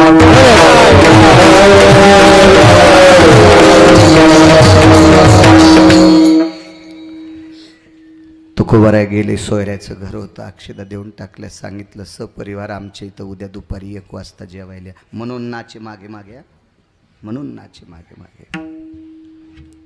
निघता निघता रावसाहेब तात्यासाहेब अण्णासाहेब काकासाहेब भाऊसाहेब वगैरे वगैरे गोविंदराव श्यामराव चिमाजीराव भास्करराव ही सगळी अशी वट्ट्यावर बसलेली जेवणं करून माणसं बाहेर होती मोठी भारदस्त सगळ्यांना. आता अक्षदा नाही भावकीच्या माणसाला उद्या आमच्याकडे जेवायला या. ही सगळी लोक आश्चर्यचकित झाली. बोलोबा आंबिलेंचे पुत्र तुकोबा आंबिले 8-8 दिवस घरात धुपण निघत नाही त्या अर्थी बाबा चुलच पेटत नाही आणि आम्हाला पक्षाचं जेवायला सांगितलं. आश्चर्याचा झटका बसलाय लोकांना. ठीक आहे येतो. दुसऱ्या दिवशी सकाळी उठले स्नान आटपलं इंद्रायणीचं विटेवरच्या मालकाचं भजन केलं आणि भजन करून मंदिरातून बाहेर पडले. सकाळचे 7 वाजले होते. सकाळच्या 7 वाजता 9 माणसं हातात इळा घेऊन कोणाच्या पिशवीत होता कोणाच्या हातात होता कोणाच्या कमरेला खोसलेला होता. जाणकार शेतकरी इळा कमरेला पण खोसतो पण जाणकार खोसून पाहताना त्याला शेतकरी व्हावं लागतंय तसं नसतो खोसता येत. काहीनं कमरेला खोसलेला काहीचा हातात होता काहीचा कपड्यात बांधलेला कोणाचा पिशवीत होता. 9 लोक होते. त्याच्यातली एक व्यक्ती तुकोबारायच्या ओळखीची होती आणि तुकोबारायने आवाज दिला रामभाऊ. मागे पाहिलं. तुकोबा आपण जी कुठे निघालात. गहू कापण्यासाठी चाललोय. बर. खांद्यावर हात ठेवला. रामभाऊ वाळकरी होते. तुकोबारायने खांद्यावर हात टेकला आणि रामभाऊला सांगितलं रामभाऊ मला 2-3 घंटे गहू कापण्यासाठी रोजदारी मिळेल का.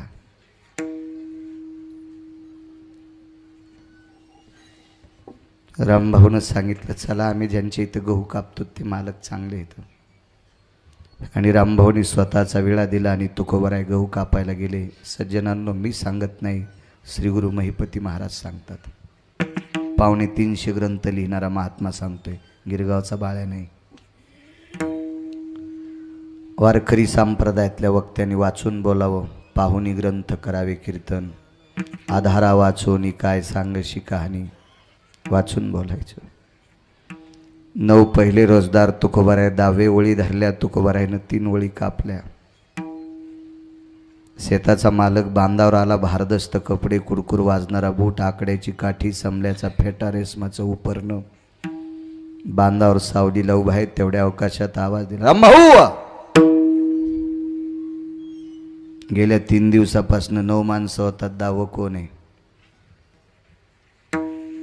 रामभाऊनं खाली मान घातली आणि मालकाला सांगितलं बोलोबा आंबिलेंचे पुत्र तुकोबा आंबिले आहेत.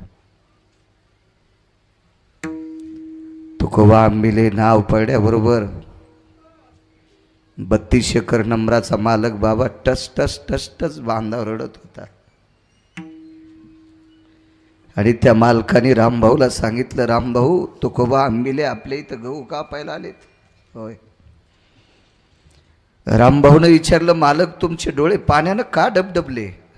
त्या मालकानं सांगितलं, रामभाऊ ही 32 एकर जमीन आम्हाला चोळी म्हणून तुकोबरायच्या वडिलांनी आंदण दिलती. ज्या जमिनीत तुकोबराय गहू कापायला गेलते ना, ती जमीन तुकोबरायच्या वडिलानं त्या माणसाला आंदण दिलती, चोळी म्हणून दिलती.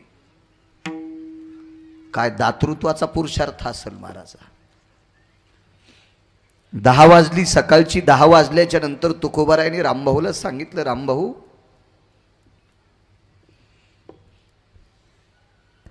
मला सुट्टी मिळेल का? हो. काय देतील मालक, काय देतील? रामभाऊ बांधावर गेले आणि मालकाला सांगितलं, मालक 3 वळी तुकोबरायांनी कापल्यात, त्यांना किती पेंढ्या द्यायच्या? बाबा ह्या पेंढ्या नेऊन बडवायच्यात, त्या उधळायच्यात, त्या गहू भरडायचे, त्याच्या कण्या करायच्यात आणि मग पितर जीव घालायचे. रामभाऊ मालकाला म्हणतात, तुकोबरायांनी 3 वळी कापल्यात, काय द्यायचे? त्या शेतीच्या मालकानं सांगितलं, तुम्हा 10 लोकांकडे उपरणे, कासरे, चराट, सोला काय असत्याल, तुम्ही 9 आणि तुकोबराय 10, जितक्या गव्हाच्या पेंढ्या उचलत्याल तितक्या तुम्ही 10 लोकांनी तुकोबरायच्या घरी न्यायच्या. तुम्ही 9 तुकोबराय. येऊन सांगितलं, तुकोबराय आम्ही 9 आणि तुम्ही 10, जेवढ्या पेंढ्या उचलत्याल तितक्या न्यायच्या. भक्तीचा पुरुषार्थ आहे का सज्जनांनो? ऐका भक्तीचा पुरुषार्थ. राजे हो, आर्थिक श्रीमंतीनं कोणालाही मोठं होता येईल. श्री गुरु नगद नारायण महाराज होता येत नाही, श्री गुरु महादेव बाबा होता येत नाही, श्री गुरु नरसू बाबा होता येत नाही. नाही होता येत राजो, नाही होता येत, नाही होता येत. श्री गुरु शिवाजी बाबा होता येत नाही, श्री गुरु संभाजी बाबा नाही होता येत. महाराष्ट्र फिरेल, महाराष्ट्राच्या बाहेर जातो. महाराष्ट्रातले 6015 गावं आजच्यानं पूर्ण झाले. गोव्याला 5 कीर्तनं, आंध्र आणि कर्नाटक 229. इतका फिरल बाळ्या लोबवा, या पदाला नाही जाता येत, नाही जाता येत, नाही जाता येत. निमूटपणे मान्य करा. राजो काय अधिकार असतो या लोकांचा? 10 लोकायला जितके उचलतील तितक्या गव्हाच्या पेंड्या घेऊन जा म्हटल्याबरोबर बाबा तुकोबरायाच्या तोंडातून वाक्य पडलं, रामभाऊ तोंडातून पडलेलं एकच जात खाती, त्या जातीला कुत्र म्हणतात. तोंडातून पडलेलं एकच जात खाती, त्या जातीला कुत्र म्हणतात. वमन दुसरा कुठलाही प्राणी खाऊ शकत नाही, ते फक्त बाबा कुत्रच खाऊ शकतो. आणि तुकोबरायानं सांगितलं, रामभाऊ मी माणूस आहे, अधिक वारकरी आहे. आमच्या बाबानं यांना 32 एकर जमीन दिली नंबरवर, त्याच्यातले 10 जणांना उचलतील असे गहू नेणं मी पशु नाही. दुसरा निर्णय सांगितला तुकोबराय, तुम्हाला जितक्या उचलतील तितक्या पेंढ्या न्या. नाही नेत रामभाऊ, नाही नेत. तुम्हाला काय धारणा पडली? वळीला पेंडी, वळील पेंडी. तुकोबरायाने 3 वळीच्या 3 पेंड्या उचलल्या, फाटक्या तुटक्या उपरण्यात बांधल्या, निघाले घराकडं. मनोनी नाचे मागे मागे. उदाहरण क्रमांक 2. काय नाचतोय जगाचा बाप. आणि घराकडे निघले असताना गुरुवर्य बाबा रस्त्यानं जात असताना अर्धा तास, पाऊण तास, 1 तास घराकडे जायला लागत होता.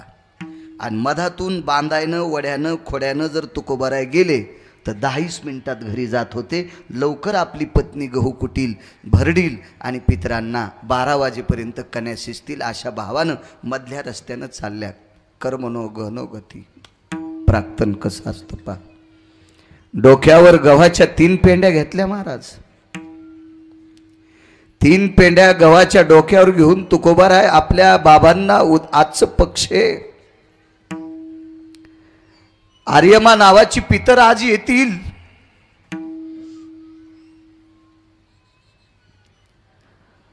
आर्यमा नावाच्या पितरासोबत 16 पितर येतील. आणि लहानशा पिंडाच्या भाताचा सुगंध घेऊन ही 59 लोक पुन्हा पितृलोकात निघून जातील. त्या उद्देशानं तुकोबराय घरी लगबग चाललेत. हा सिद्धांत कर्मकांडाचा सांगितला तुम्हाला, पुराणाचा नाही, कर्मकांडाचा. त्या अनुषंगाने तुकोबराय निघाले. पण प्रारब्धाची गती इतकी विचित्र. एका ओढ्यात खाली उतरत असताना खाली उतरता उजव्या हाताला एक झाड आहे. त्या झाडाच्या फांद्या अशा लोंबकळलेल्या आहेत आणि लोंबकळल्याच्या भाड्याच्या झाडाच्या फांदीला एक मोहळ बसलेलं आहे. गुरुवरे बाबा गडबडीत डोक्यावरच्या गव्हाच्या पेंढ्या त्या मोहळाला घासल्या आणि ते मोहळ उठलं आणि तुकोबरायच्या अंगावर जिथं जिथं कपडा नाही त्या त्या जागेवर कडकडून मोहर चावत होतं. 2 सिद्धांत आहेत. वैकुंठवासी माधव महाराज मगरांचा, वैकुंठवासी श्रीगुरु ज्ञानसूर्य रंगनाथ गुरुजींचा. पुन्हा एका महात्म्याच्या मुखारविंदातून ऐकलं. वैकुंठवासी साहेबराव महाराज सोनोटीकर सांगायचे आमच्याकडे, तुकोबरायला मोहळाच्या माशा चावल्यावर विटेवरचा मालक काटे काढायला आलता. एक सिद्धांत. आणि दुसरा सिद्धांत, महाराज तुकोबरायांनी दोन्ही हात मोकळे ठेवले. माशांना सांगितलं जेवढं चावायचं तेवढं चावा. आपात पात भयपात त्रिपिंडी आपतेष्टी नारायण नागबळी कालसर्प शांती भयव्याप्तीच्या दोषाची लक्षण कर्मकांडात सांगितले. आणि तुकोबरायचं एक मन म्हणते माशा हानाना ह्या तुम्हाला चावायल्यात, पण दुसरं मन त्या मनाला म्हणतं बेटा अरे ह्या माशा पितराच्या रूपात आल्या असतील तर माझ्या रक्तानं शुद्ध होऊन जातील, तृप्त होऊन जातील. शुद्ध शब्द चूक बोललो, माझं रक्त पिऊन तृप्त होऊन जातील. काय दशा असेल या वाणीची, काय श्रीमंती असेल त्या शब्दाची.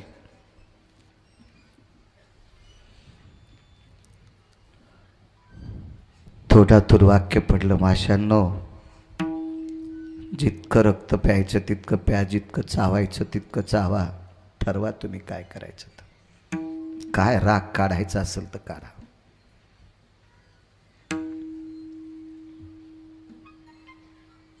माशाचे प्रकार राणी माशी, लष्कर माशी आणि मादी माशी. राणी माशी नुसती शोभा देती, एक अंडे घालती आणि एक लष्कर आहे. काट्यानं चावती, चावलेल्या काट्यातून वरच्या स्तराचं पाणी आलं की तोंडानं शोषण करते. काय करायचं असेल तर करा, चावा. पवित्र रक्त आहे, पवित्र. कर्ज कोणतं, का पवित्र म्हणले, विश्वनामानं ढवळून काढले. ऐका पुरावा. हरिभजने धरले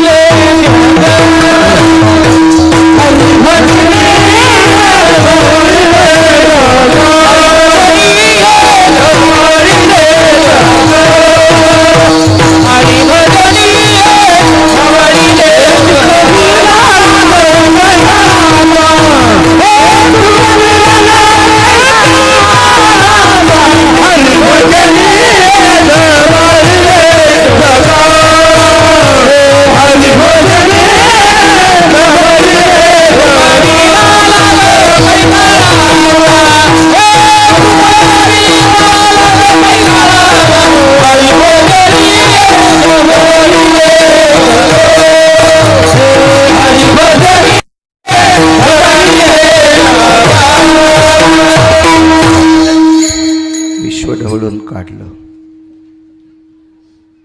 किती मोठा पुरुषार्थ तुकोबरायांचा.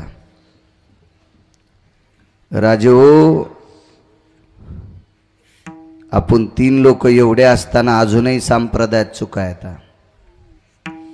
मोजकी लोक होती तरी चुका नव्हत्या. काय पुरुषार्थ होता तुकोबरायच्या भजनाचा. तुकोबरायच्या, ज्ञानोबरायच्या, नामदेवरायच्या, चोखोबरायच्या, नाथबाबांच्या भजनाचा पुरुषार्थ. पद्मश्री शंकर बापू आपेगावकर मृदंग घेऊन अमेरिकेत पोचले. बापू अमेरिकेत गेले. पद्मश्री शंकर बापू शिंदे अमेरिकेला पोचले. म्हणजे कुठं भजन नेऊन घातले बाबा. त्या काळात इंटरनेटचा इतका सुकाळ नव्हता. मोबाईलचा एवढा सुकाळ नव्हता. व्हॉट्सअप ते काय फेसबुक एवढं काही नव्हतं गुरुजी. पण बापू अमेरिकेत पोचले. महाराज तुकोबारायनं पेरलेलं भक्तीचं बी, त्या भक्तीच्या ब्याचं उगवलेलं झाड, त्याचा तुरा आकाशाला छिद्र पाडायला आहे आणि त्या भक्तीच्या झाडाच्या मुळ्या रसातळापर्यंत पोचल्यात.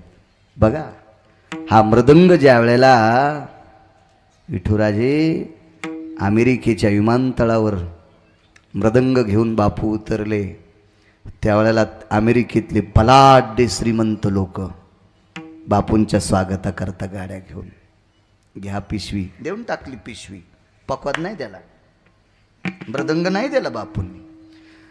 बापूंचा 6 दिवसाचा तिथला तो दौरा होता. कार्यक्रम वगैरे सगळी आटपली. विमानतळ, घर, घरून स्टेज, स्टेजहून घर, घरून विमानतळ. बापू ज्या वेळेला परत विमानतळावर आले त्यावेळेला एका मराठी पत्रकाराने गुरुवर्य बाबा प्रश्न केला, बापू तुम्ही आमच्याकडे पिशव्या दिल्या, तुमची काय बॅग असेल ते सगळं दिलं, पण पकवात का नाही दिला? पकवात बुवा धोत्रात बांधलेला होता बापूंचा, धोत्रात होता, धोत्रात अर्ध धोतर फाडेलं आणि त्याच्यात पकवात बांधलेला बापूंचा. पत्रकारांनी प्रश्न केला, बापू तुम्ही पकवाद आमच्याकडे का दिला नाही? 1-2 बाऱ्या बोलल्यावर बापू बोलले नाही. तिसऱ्यांदा बोलल्यावर उत्तर देत असताना बापूच्या डोळ्याच्या कडा ओल्या झाल्या आणि त्या पत्रकाराला सांगितलं, राजा आयुष्यभर पकवाद खांद्यावर घेतला म्हणून महासत्ता देश अमेरिका तिथल्या तज्ज्ञांनी मला आमंत्रित केले. हा मृदंगाचा पुरुषार्थ आहे. पण कोणी लावलेलं झाड आहे? तुकोबारायाने, ज्ञानोबारायाने. म्हणजे कुठपर्यंत विश्व ढवळून काढले, कुठपर्यंत विश्व. कर्ज कोणतं बाबा? बोलोबा आंबिले जात राहिले. राख सावडायच्या दिवशी वारीचा प्रवास, राख सावडायच्या दिवशी वारीचा प्रवास. महाराज कर्ज कशाला? कर्ज म्हणजे पैशाचं कर्ज असते हे वेगळं तुमच्या आमच्या व्यवहारातलं. कर्तव्याचं कर्ज आहे. काही लोकांचं इतकं मोठं, खानदेशमधली जळगावचे लोटे बाबा म्हणून होऊन गेले. लोटे बाबा, गुरुवर्य नथुराम बाबा त्यांचं चरित्र सांगायचं लोटे बाबांचं. लोटे बाबांनी गुरुवर्य ज्ञानसूर्य रंगनाथ गुरुजींचं एकच कीर्तन ऐकलं आणि एक कीर्तन ऐकून घरी गेले आणि बायकोला सांगितलं, आता मला संसार करायचा नाही. तिने सांगितलं, मालक मला पाहुण्या राहुण्याला सगळ्याला बोलून घेतलं आणि सांगितलं, आता मला गुरुजींची सेवा करायची. ते म्हणले, माझी काय अवस्था? वाक्य सांगू का गुरुवर्य नथुराम बाबाचं? लोटे बाबा त्यांच्या पत्नीला म्हणले, प्रिये संसार पुढच्या जन्मात करता येईल. पुढच्या जन्मात माणूस नाही झालो तो कुत्री झाली तरी संसार करता येईल, पण रंगनाथ गुरुजी पुढच्या जन्मात भेटणार नाहीत. महाराज काय वागण्याचं सूत्र असेल या लोकांचं. आणि हे कर्तव्याचं कर्ज देवाच्या डोक्यावर बसत असते. तुकोबारायचा भक्तीचा पुरुषार्थ. बाबा वारले, राख सावडायच्या दिवशी 3ऱ्या दिवशी महाराज वारीला प्रस्थान. महिन्याची वारी.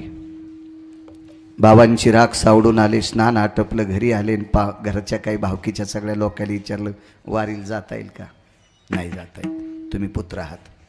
10वा करायचा, पिंडदान पाडायचं, तर्पणिधी करायचा, 11वा करायचा, 12वा करायचा, 13वा करायचा. सव्य आपसव्य यज्ञ उपवितो काला छेदामी रक्तचंदन मारक्त पुष्पम. हे नाना प्रकारचे विधियुक्त तुम्हाला सगळं कार्य करायचे. महाराज प्रेम किती लागला टकळा पंढरीचा. किती प्रेम, किती प्रेम. आपल्यासारख्या वाऱ्या नाहीत माझ्या माईंनो. आपण तर घाटात लागल्यावर शेंगदाण्याची पुडी पिशी, राजगुऱ्याच्या वडी पिशीत आणि चुकून केळी पण पिशीत. केळीचं राजगुऱ्याच्या वड्याचं झालं पाणी, भैमुगाच्या शेंगाची पुडी पिशीत आणि त्याला आपण मत्यात पाणी लागलं आणि घरी आल्यावर पिशवीतून भैमुग उगला. हो, म्हणजे रानात पेरायचं कामच नाही. एकादशीच्या पुरत्या शेंगा पडशीतच तयार झाल्या. हे आपल्या वाऱ्या आहेत. एक बाई सासोडच्या घाटात रांगीला लागली, एका हातान केळ खाली दुसऱ्या हातान कातड फेकून दिलं, तिच्या पुढची तशीच तिच्या कातड्याहून घसरली, डावा गुडघा बांधा मोळडा. काय पुरुषार्थ आपला. फुकट्या केळानं गुडघा मोळडा, फुकट्या दुसऱ्यानं दिलेल्या. कालच्या वारीत मी पाहिलं, मी 27 वर्ष, मला वारीत चालताना काय त्रास. बाबा उभं राहिलं 20 मिनिटाच्या नंतर पाय हलतो. कालच्या अपघातानं सोंग झालेलं, म्हणून तुमच्या पुढे बसायची माझी लायकी नाही, म्हणून बसावं लागते. मध्यंतरी आता 2 वर्षापासून गोळ्या वाटायलेत, संत्रा गोळ्या. गोळी हातात दिली की राम म्हणा, गोळी हातात दिली की राम म्हणा. पाहिलं ना आपण. तर त्या गोळीचा 1 किलोचा पुडा त्या बाईला लुचून घेतला. काय पुरुषार्थ आहे आपला. वा वा वा वा वा. काय मला असं वाटतं ब्रह्मदेवाकडे तराजूच नसेल. कितीच गोड पुरुषार्थ. एका दिंडीवाल्यानं मला जेवायला बोललं. जेवायला गेलो बाबा त्या दिंडीत, तर महिलांची पंगत बसलेली होती, पुरुषांना 20 मिनिटं वेळ होता. तोपर्यंत असा आकडा टाकलेला होता, आयशर होतं, त्याच्यात गाद्या टाकलेल्या होत्या आणि प्रतिष्ठित अशी मस्त मसुबाच्या हाल्यावानी माणसं बसलेली होते. म्हणजे शर्ट काढून बसल्यामुळं, माळ कोणाच्याच गळ्यात नसल्यामुळं हाल्याला माळ नसती ना. असे मसुबाच्या हाल्यावानी सुपाडावानी छात्या दिसल्या त्याच्या. 6 आणि 52 अध्यायाचं चरित्र चालू होतं. एका इति अर्थ हो जायते दुर्याम सहमिश्रितायाम सर्वास भवेत्यां तिर्यानाम गुल्याम भय जायते. हे अध्याय चालू होते ना ते. एका दुरी तिरी वगैरे हे अध्याय असे चालू होते. आणि मग ते चालू असताना मी म्हणलं आपण कोण्या दिंडीत? बाबांच्या दिंडीत. वा छान. ज्यानं मला जेवायला बोलिलं त्याला विचारलं, महाराज हे आयशरमध्ये पत्ते खेळणारे बसा गपचिक महाराज. त्या 12 जणांच्या पंक्ती येतात आणि पंक्तीला लागायले 30,000, एक 40,000 देते. खेळू द्या पत्ते. यांना येतो महाराज. नाही जेवण न ग, त्याला तर नरक आहेच, पण या पते खेळणाऱ्याला दिंडीत घेतलंस म्हणून तुला बी हे, आणि तू ह्या आमंत्रणाचं म्या खाल्ल्यावर मला बी हे न ग. मला येतो मी येतो. काय पुरुषार्थ आहे आपला. वा काय म्हणत असेल वरून ब्रह्मदेव. वा रे वा पुरुषार्थ. कशाला म्हणायची माईंनो, माझ्या माईंनो, माझ्या दादांनो, वारी बापाची राख सावडी कोणालाच जुमानलं नाही. भावकीचा एक माणूस म्हणला, तुकोबा तुम्हाला शोभतंय का? ऐका ना म्हणले दादा. बाबा तुकोबा राय पुन्हा मसन वाट्यात गेले आणि आस्ती घेतल्या आणि उपरण्यात गाठ मारली आणि भावकीच्या माणसाला सांगितलं, दादा चंद्रभागेत आस्ती टाकायला चाललो. कोणाचे तोंड बोलतील. आस्ती चंद्रभागेत टाकल्या, स्नान केलं. तुकोबारायने तिथूनच विटेवरच्या मालकाला नमस्कार केला. बाबा गेलेत, आपल्याला सुतक हे, आपण कसं जायचं? विटेवरचा मालक विटेहून तुकोबारायकडे चंद्रभागेत. लोटांगण घेतलं. वारीला आलात का? आलो देवा, आलो तुमच्या वारीला. माफ करा बरं देवा, माफ करा. भावकीच्या पाहुण्या रावण्याला सगळ्याला सांगितलं बाबांची आस्ती घेऊन आलोय, माफ करा बरं देवा. मला वारी टाळा वाटत नव्हती. हे कर्ज विश्वाच्या बापाच्या डोक्यावर होतं. हे विश्वाच्या बापाच्या डोक्यावर. इथं मोहळ चावलंय, बरोबर आहे ना? बरोबर 11 वाजता, 11:30 वाजता विटेवरचे मालक मंदिरातून बाहेर इंद्रायणीकडे बघितलं. अनंत पाप्यांचं पाप धुणारी पवित्र इंद्रायणी माते. देव तर इंद्रायणीच म्हटले असतील. जी प्रभू पात्र पाठवा. तुकोबरायाच्या ओळखीच्या व्यक्तीचं रूप घेऊन पात्र तुकोबरायाच्या घरी. अन्नपूर्णे स्वयंपाक रांधा. अष्टमा सिद्धी अनिमा गनिमा कामा वशित्वा विशित्वा या अष्टमा सिद्धी वाढायला. पण बाबा संभ्रम होईल ना. जिजाबाईनं पाहिल्याबरोबर अष्टमा सिद्धी माहेरच्या बायकाचं रूप घेतलं. ताई कोणी कोण आलतात, जिजी कोणी कोण आलतात, नानी कोणी कोण आलतात. अगं इथं शिवजींच्या दर्शनाला आलतो, इंद्रायणीचं स्नान केलं, म्हणलं जिजाकडे जावं म्हणून आलो. माहेरातल्या बायकाचं रूप 8 सिद्धीनं, अष्टमा सिद्धी. बाबा इथपर्यंत ठीक आहे, पण पित्र जेवायला आल्यावर पाय कोणी धुवायचेत? तुकोबाराय तर मला येतात, पाय कोण धुवायचेत? आपण का देव आपल्या पुढे नाचत नाही याचा एक छोटासा वेळ संपलाय ना? 10 मिनिटे पक्क सांगायचं बरं. हो, कारण काय होते संचयमुळेच काही काही लोक पडत आहेत. संचयमुळेच संचय हिशोबात असली पाहिजे. संचय नुसती गाडीत बसायला आणि दणके दुसऱ्याला द्यायला, त्याच्यामुळे लय घोळ होतो नव्हते. त्याच्यामुळे संचय चांगले असले पाहिजे. बाजूच्यानं खरंच सांगावं लागेल. आमचा एक पाहुणा म्हणला मला त्या गावानं धोका द्याला म्हणून मी पडलो. नाही, गावाला दोष देऊ नको, ते कार्यकर्तेच फुटले होते. संचय फुटले नाही का नाही. त्याच्यामुळे संचय चांगले असले पाहिजे. काय सांगू लागलो? पाय कोणी द्यायचे? बाबा 3 जण भाऊ, दोघायला एक एक मुलगा, एकाला काहीच नाही. 3 भाऊ. ज्याला काही नाही तो मृत्यू पावला. त्याचं प्रेत भिंतीला टेकवलं, भिंतीला प्रेत टेकवलं. बाई रडत बसल्या, आपले पती गेले. भावकीच्या सोयरे धारे सगळी लोक धावत आली. अंत्यविधीची तयारी झाली, पण अंत्यविधीची तयारी झाल्याच्या नंतर प्रेत कधी बाहेर काढतात? पाणी पाजणार आधी आरक्षित करतात, पाणी पाजणारा. पण प्रेताला बाहेर काढीनत. तुमच्यासारखा व्यक्ती म्हणला, अरे का किती वेळ बसायचंय, कशा करता आणीनत? तुम्हाला कोणीतरी सांगितलं की त्या बाईच्या मालकाला पाणी पाजायला कोणी तयार नाही. तुमच्यासारखी व्यक्ती मध्ये गेली आणि त्या बाईला सांगितलं, बाई तुझ्या मालकाला पाणी कोणी फुकट पाजित नाही. जमीन किती 13 एकर, त्याच्यातली 3 एकर बॉन्डवर लिहून दे, अंगठा द्याला. ती बाई म्हणली, बाबा 13ची 13 एकर देऊन टाका, जे पाणी पाजिल त्याला देऊन टाका. दोन्ही पुतण्यानं बनेली फाड्या. मला 6.5 द्या, आणि ते म्हणला मला 6.5 द्या. चुलता बाप होऊ शकत नाही, पण बापापेक्षा कमी नसतो. पण चुलत्याची प्रॉपर्टी घेतल्याशिवाय हरामखोर पुतण्या पाणी सुद्धा पाजित नाही. बरं बाबा, मड्याला पाणी पाजल्या उठतं का ते? महाराज, कर्मकांडाचा सिद्धांत आहे म्हणून पाणी पाजणे. काहीतरी लुप्तपिंडाच्या भयव्याप्तीच्या आसव सुकत आहेत, त्याच्यामुळं पाडायचं.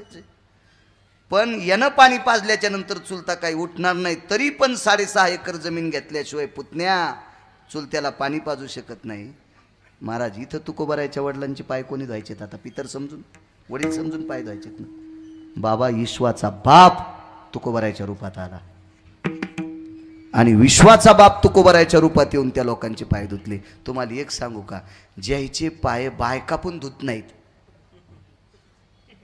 ज्याचे पाय बायका पण धुत नाहीत, त्यांचे पाय जगाच्या बापानं धुतले. कारण सांगू, त्यांच्या हाताला अक्षदा तुकोबारायच्या स्पर्शाच्या मिळाल्या.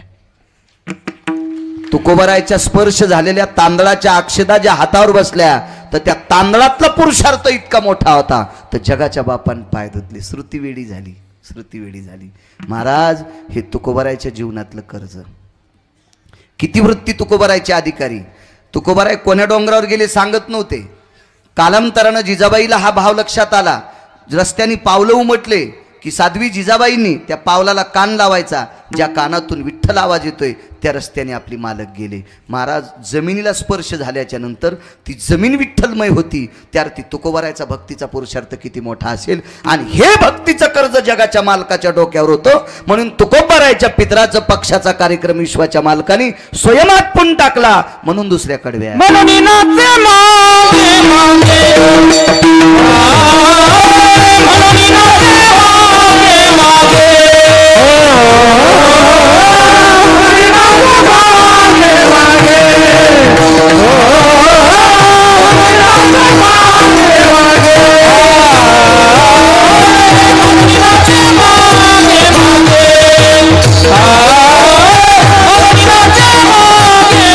Oh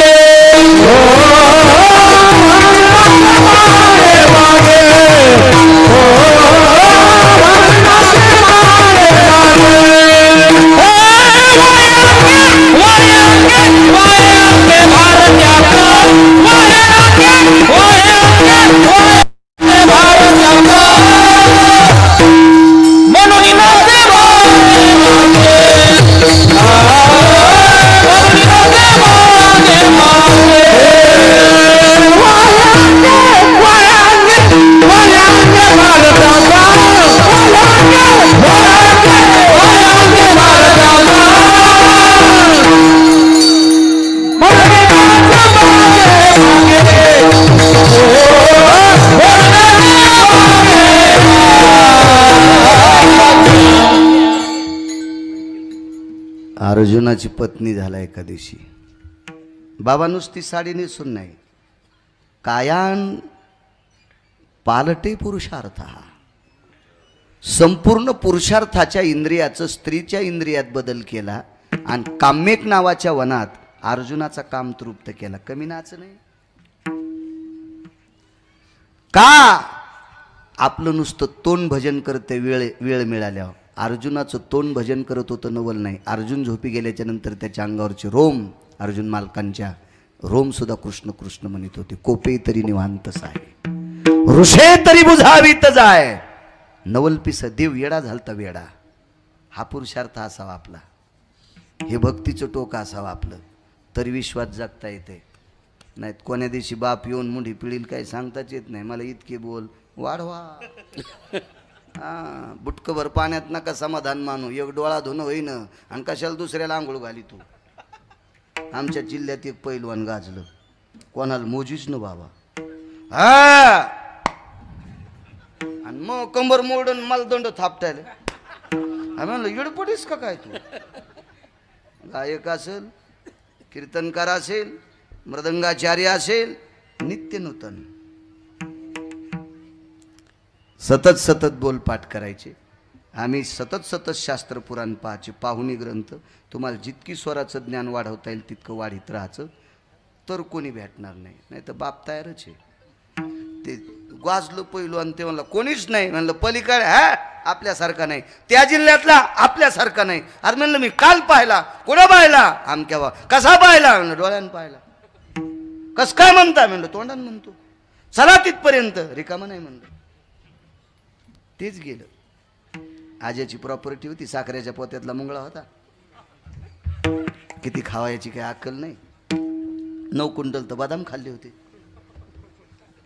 आणि मग गाडीत बसून त्या गावात गेलं. त्या गावात संघ होते 4-5 जण बिनशेपटीचे याच्या संघ. तिथे गेल्यावर म्हणले पैलवान. ते खाल्लाकडे घरे. तिथे म्हातारी होती 92 वर्षाची, भाकरी टाकू लागली. आजी पैलवान मा नातू आहे. कुठं गेलाय? उसाल पाणी भरायला. आणि ते म्हणलं पैलवान दारी धरी तू का? आता हे साखरेच्या पोत्यातलं मुंगळं होतं ना, याला काहीच माहित नव्हतं. मकाचे कणसं बुडात लागत आहेत का, शेंड्याला लागत आहेत का, मधात लागत आहेत, हे असं होतं ना ते. आणि त्याला काय शेतीचं कळतं. म्हातारी म्हणली उसाला कवा येतू? 1ला लाईन जाते, 1:30ला येतू. बसलं तिथंच. म्हातारी भाकरी करू लागली. उपाशी चालते. जेव्हा ते 5 आणि हे 6 सगळ्याला 1-1 भाकर वाढली आणि कोरडी भुरकी वाढली.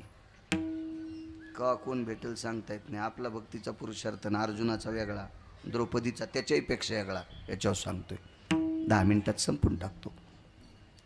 योग असा आला बाबा, बाईनं कोरडी भुरकी वाढीन भाकरी वाढ्या. तर पैलवान काय नाही म्हणलं, संगचं म्हणलं आजी हे काजून बदाम खाणारे याला कोरडी भुरकी कशी खाता येईल? दिसणं का तुला कळडी वाढ्यात ना? आणि ते म्हणलं कळडीची आरड घ्यावं लागती, नाही तर घाण्यावर न्यावं लागतात. म्हातारी म्हणली आमची इथं कोणाला टाईम नाही, ज्याला तेल खायचं ती कळडी पिळीत आहे. ज्याला तेल खायचं ती कळडी पिळीत आहे. झुरळ्या लोंबलेली म्हातारी 92 वर्षाची. जुन्या काळातली म्हातारी तंबाखू खात नव्हती, नस ओढीत नव्हती, काय नाही, अशी साधी बाई होती ती जुन्या काळातली. ह्या काय काय खाते. योग तंबाखू खाऊन बाई शेणाला आमच्या गोठ्यात गेली. रातच्या तंबाखू खाऊन झोपलेली. तिच्या तोंडाच्या वासानं 90,000ची मसड मेली. मग तंबाखूचा वास इतका बेकार काय पाहन बघत आहे. हो तशी म्हातारी नव्हती ती. ह्या झुरळ्या गळ्या लोंबलेल्या 92 वर्षाची म्हातारी. ती म्हणली खाणारे तेल हे कसं खाता येईल? म्हातारी उठली पात्रावरल्या कळडी घेतल्या. टळ टळ टळ टळ तेल. पैलवानानं एका भाकरीचे 6 घास केली. बुट तिथं ठुलेन गाडीत बसलं. म्हातारी म्हणली बुटा.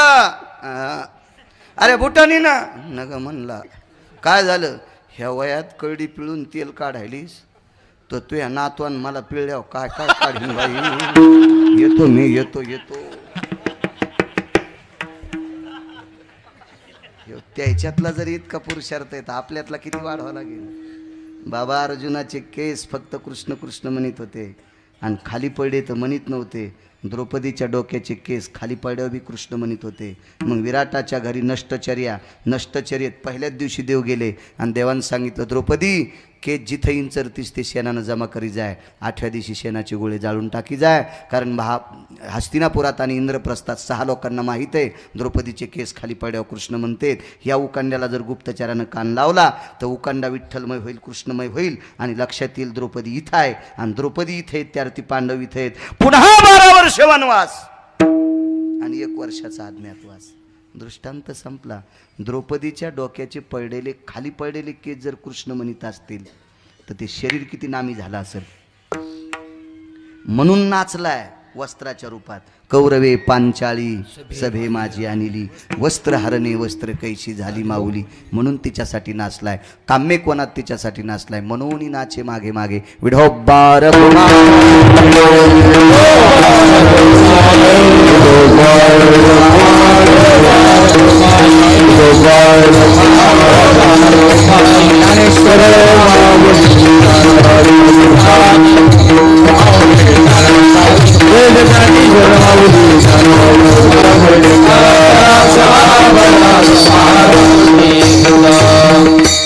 दोन मिनिटं थांबा, 2 मिनिटं. नामजप व्हायचंय. 73व्या नारळी अखंड